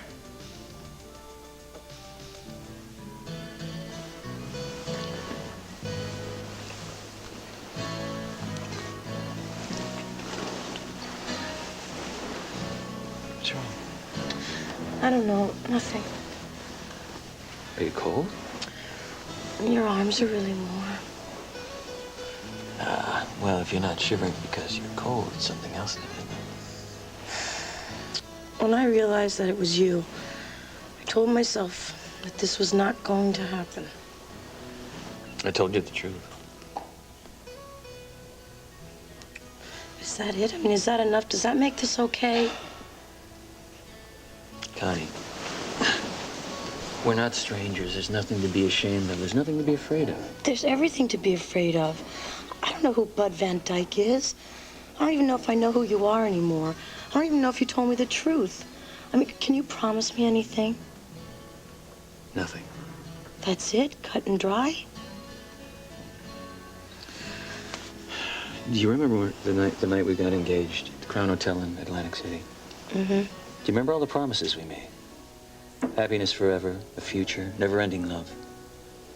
And I was holding you in my arms just like I am now, and you were shivering then, too. I was frightened. It was the first time. I loved you very much. We loved each other. But that all vanished, didn't it? Yeah. All the promises, the engagement, the future. I swore to myself I would never do that to someone I loved. I would never build up their hopes, or mine, or hurt someone the way I hurt you. All I can promise is what we have right now. And I will kiss you, and I will keep you warm, and I will chase away all your fears. Just forget about Bud Van Dyke, and think about Brad. I want to. I want you, Brad.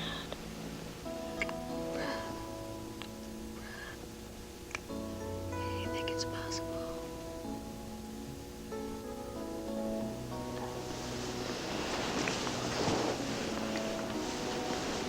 Don't make me shoot you. That is not part of the plan, Vicky.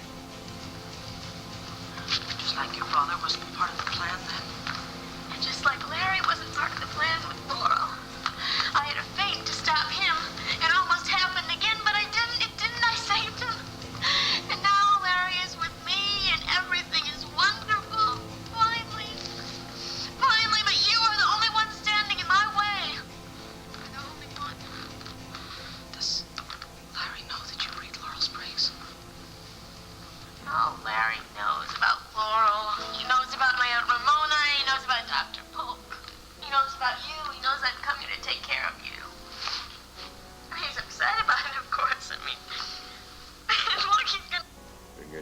different than that, huh? Oh, Vicky, I don't know how you got through that. I would have been scared to death. I don't know how I did either. Actually, I think I'm more frightened now than I was when it was happening. I'm very glad you had the copy of that tape sent back here to make sure I wasn't dreaming. You're a very gutsy lady. I can't believe that she lived with me all that time. Well, it's a good thing he never caught on to her. You wouldn't have been spared either. I'm just glad you guys are okay. Well, I have everyone to thank for it. I have all of you and Mimi, Cassie. Well, I think it was you. You had the faith in Clint. We just followed suit. What do you say, Captain? Does this tape finally do it? Does it for me. Is it enough to get Clint out of jail now? Well, I'm on my way down to headquarters right now. I'll just try to cut through the red tape as fast as I can. When you see him, tell him I love him. Tell him I'm waiting for him. I think he knows that, Vicky. Thank you. All right. So long.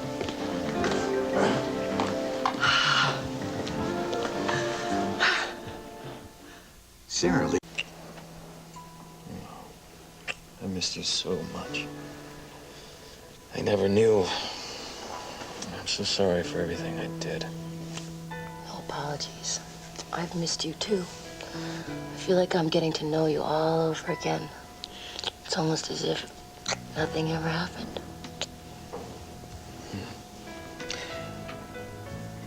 I never dreamed this would happen again. I mean, I dreamed about it, but I didn't believe it would. Well, we kind of broke up in a weird way. I was very resentful and full of pain and anger. Did you want to stay engaged? Yeah, I wanted you to fight a lot harder for me, though. I mean, you just seemed so distant, so relieved. Were you already in love with Jenny? I think I was always in love with Jenny. Please, don't be hurt. It's time to tell the truth. Part of me was in love with you, too. And I think in time I would have grown. Except for Jenny. Jenny was like an obsession with me, and I couldn't give it up until I realized there was no chance. Are you still in love with her? I'll always be fond of her. But it's changed. I felt this release when I saw how happy she was with David. And I don't think she'll ever love anyone else. Will you be able to love anyone else? Oh, I think so. I'm free now. And I want to love so completely, so desperately. My only regret is that I only gave you part of myself. Hey, I don't think I measured up to that part either. I mean, I wanted you to be rich and powerful. I didn't want to see your downside. But you're my first love. I'm never gonna forget that. You know, I think we learned something. Don't jump into love. Just take it one step at a time. Mm-hmm. Keep your eyes open. Brad, I feel so alive again. I feel like we have a second chance.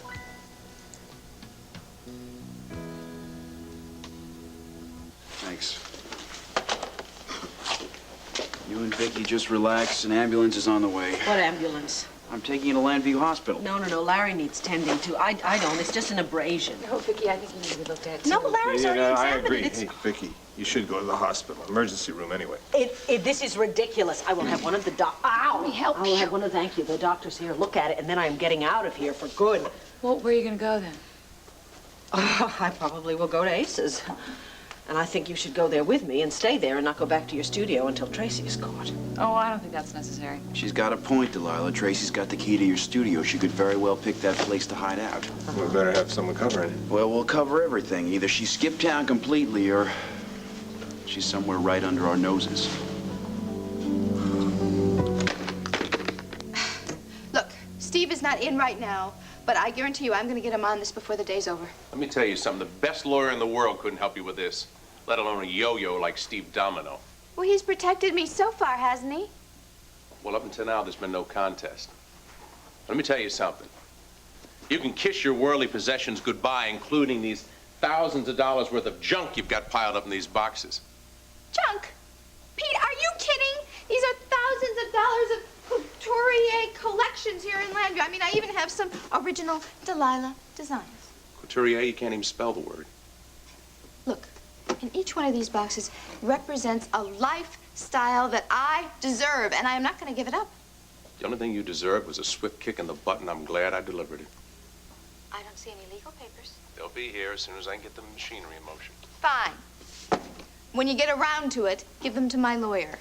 Oh, come on. You can't tell me you're seriously going to fight this. Look, Pete, I am tired of explaining this to you, all right? Look, Vicky and everybody else in this town had me convinced that I was poor little Tina Clayton, the poor little daughter of a convict.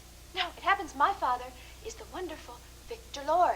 And Vicky knows that, but she just refuses to face that fact because she prefers to live in her cute little fantasy world. When are you going to stop singing that sad song? I'm sick of it, and so's half of Landview. Well, it happens to be the truth. You know, if you really wanted to get people's sympathy, you should have accepted Vicky's offer. What, that pittance? Pittance? It was plenty. And it was very fair. It was enough to keep you in couturier for the rest of your life. But no, you wouldn't accept it, would you? You figured you'd tell a little lies, a little well-placed lie here and there, and you get the whole ball of wax. Look, I am not the one who turned Vicky into Nikki. Oh, really? What were you and Mitch doing, huh? With those games you were playing? You were just ensuring her mental health? Is that what you were doing? What about your murder trial? Oh, how you loved your sister then. She got on the stand and turned into Nikki. Saved your life. What happened to that love, Tina, when the noose came off from around your neck? That's not fair. I hated to see her turn into Nikki, no matter what was it cost, and I am always going to be very grateful to her. Grateful? Look around you, Tina. Look at this house. Look at it. Look out here. You got stables, they got orchards, they got tennis courts, they got swimming pools. Not to mention the stocks, the bonds, the real estate. All of it you tried to steal from your sister, and you're gonna stand there and tell me you're grateful? Look, all I did was execute my father's will. Your father didn't mean for her to be locked away in a sanitarium. Look, I really don't care what you think. Look, I have finally gotten a taste of the lifestyle that I deserve, a taste that Vicky has had all of her life, and right now, I tell you, I'd almost rather die than give that up. My advice to you is take whatever you can get and get out of here. And please, try to do it gracefully if you can. You're really trying to pull a fast one here, aren't you? What, you think I'm just gonna walk away from all this? Forget it, Pete. That piece of paper clearly says that if Vicky should ever become Nikki again, ever, then everything goes to me. And that's exactly what happened, and that's exactly how things are gonna stay. I think I once defended you. Yeah, and because of you, I'm alive. And I am alive and well and living in Landfair. Pete, come on. Clint is loaded. He could buy Vicky 2 mansions. But this one is mine. Now just get off my property. Queen for a day. That's what you are, Tina. When the game show's over, you're lost. Please, do not pass go.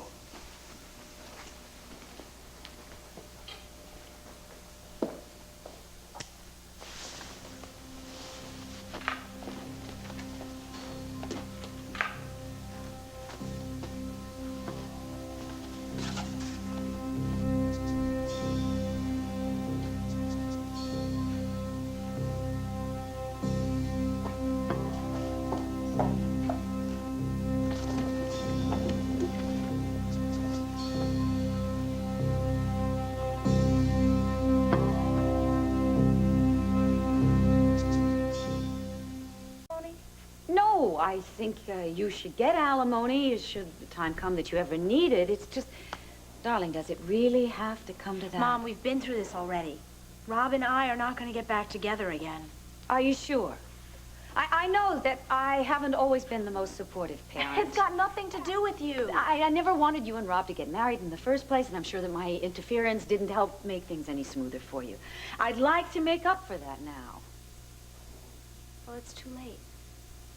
The divorce hearing is in a few hours, so even if we wanted to try to get back together again, it wouldn't work. Do you? Do you? Because I'll get right on the phone to that judge. I'll have the hearing postponed. Mom, thank you for the offer, but no thanks.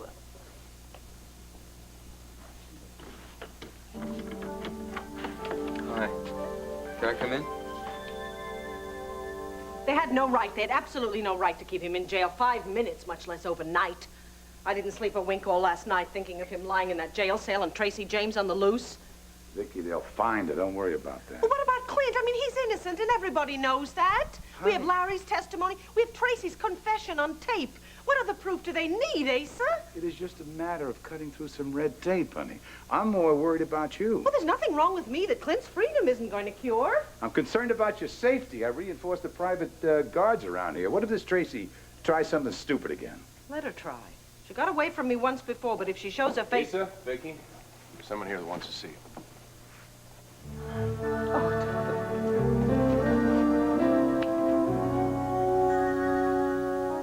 And in a dramatic turn of events at Mountain View Sanitarium, Dr. Marcus Polk's murderer was uncovered. Tina, you've already read that story 10 times this morning. Stop torturing yourself. I just can't believe it. Look, Tracy James was right here in this room. We had this long conversation. I don't know. I can't believe it. Well, neither did anybody else. Yeah, but you know what this means to me? Sure. Your sister's been released from the sanitarium, and her husband's conviction will be reversed. Yeah, and they're going to go after Landfair. Pete made it perfectly clear to me that they're going to do everything that they can do to take this back. Hell, not just the house. They're not going to stop till they win back the whole Lord estate. Landfair is mine now, and the Lord Fortune is mine too, and nobody is going to take that away from me. There, now just one more wire, and there. Now, let's see what's going on in this house here. I'll do my best to help you, but you have to be prepared for the worst. Why? Why do I always have to accept the worst when Vicky and Clint get everything they want, huh? Well, not this time. I am going to get what I deserve, and I'm going to do it with you or without you, and nobody. This is better than Dynasty! I cannot wait to see what happens next.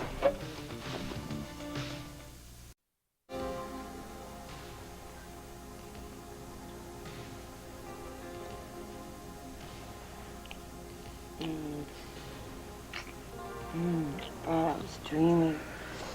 Ah, it wasn't a dream. Maybe that was real. No, I was dreaming that we were all alone on this beach, and it was miles and miles long, and I never wanted it to end. Sounds good to me. Let's pull up the covers and go back to that beach. 11:45. Brad, you told me you'd wake me up early. I lied. Joy's probably going crazy right now. I've got to call her. Connie, Joy's a big girl. So are you. You told her not to wait up late, right? I felt like I was in high school again. I lied and I told her I was staying at a girlfriend's house. Well, just as long as you didn't tell her you were staying here with me. You can trust my family. Sweetheart, I can't trust anybody. Jenny's life depends on my remaining Bud Van Dyke man of mystery. When you leave, I can't even walk you down to the lobby. You really think someone will recognize you? You did. I mean, the spirit is no foolproof disguise. If somebody should recognize me and realize I'm your old flame, Brad Vernon. Then they'll realize that you didn't leave with Jenny, David did. You got it. And once my cover is blown, there's nothing to stop the other side from going after them. Well, don't worry. Your secret's safe with me. Sweetheart, it's more than a matter of just keeping a secret. Well, I'll just see you on weekends. I'll even come up with my own alias. It's just as long as we're together, that is all that matters to me. Connie, the truth is, after today, I don't think we should see each other.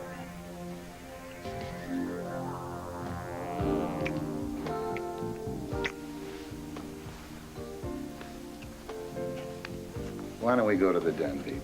Yeah.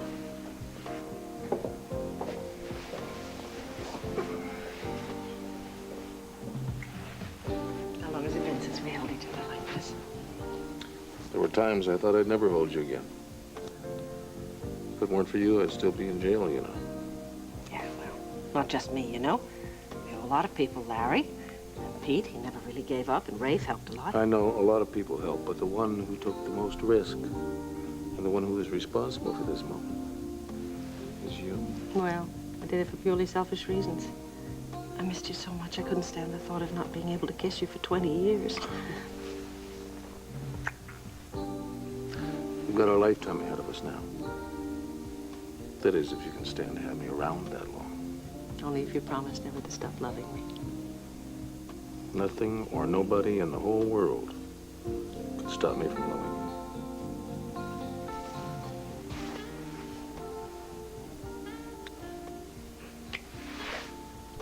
Unfortunately, I can think of one person who's going to try. Tracy James. Just knowing that she's out there somewhere is... Sweetheart, if she's smart enough to escape the law, I figure she's smart enough to be long gone by now. Darling, she is deeply disturbed, and there is no predicting what she's going to do. You know, when I think of you, risking your life to trap her. And I would do it again in 1 minute. Because you see, darling, without you, I wouldn't be here at all. You're the one who figured out how to get rid of Nicky Smith. You gave me my life back. So really, we're just even.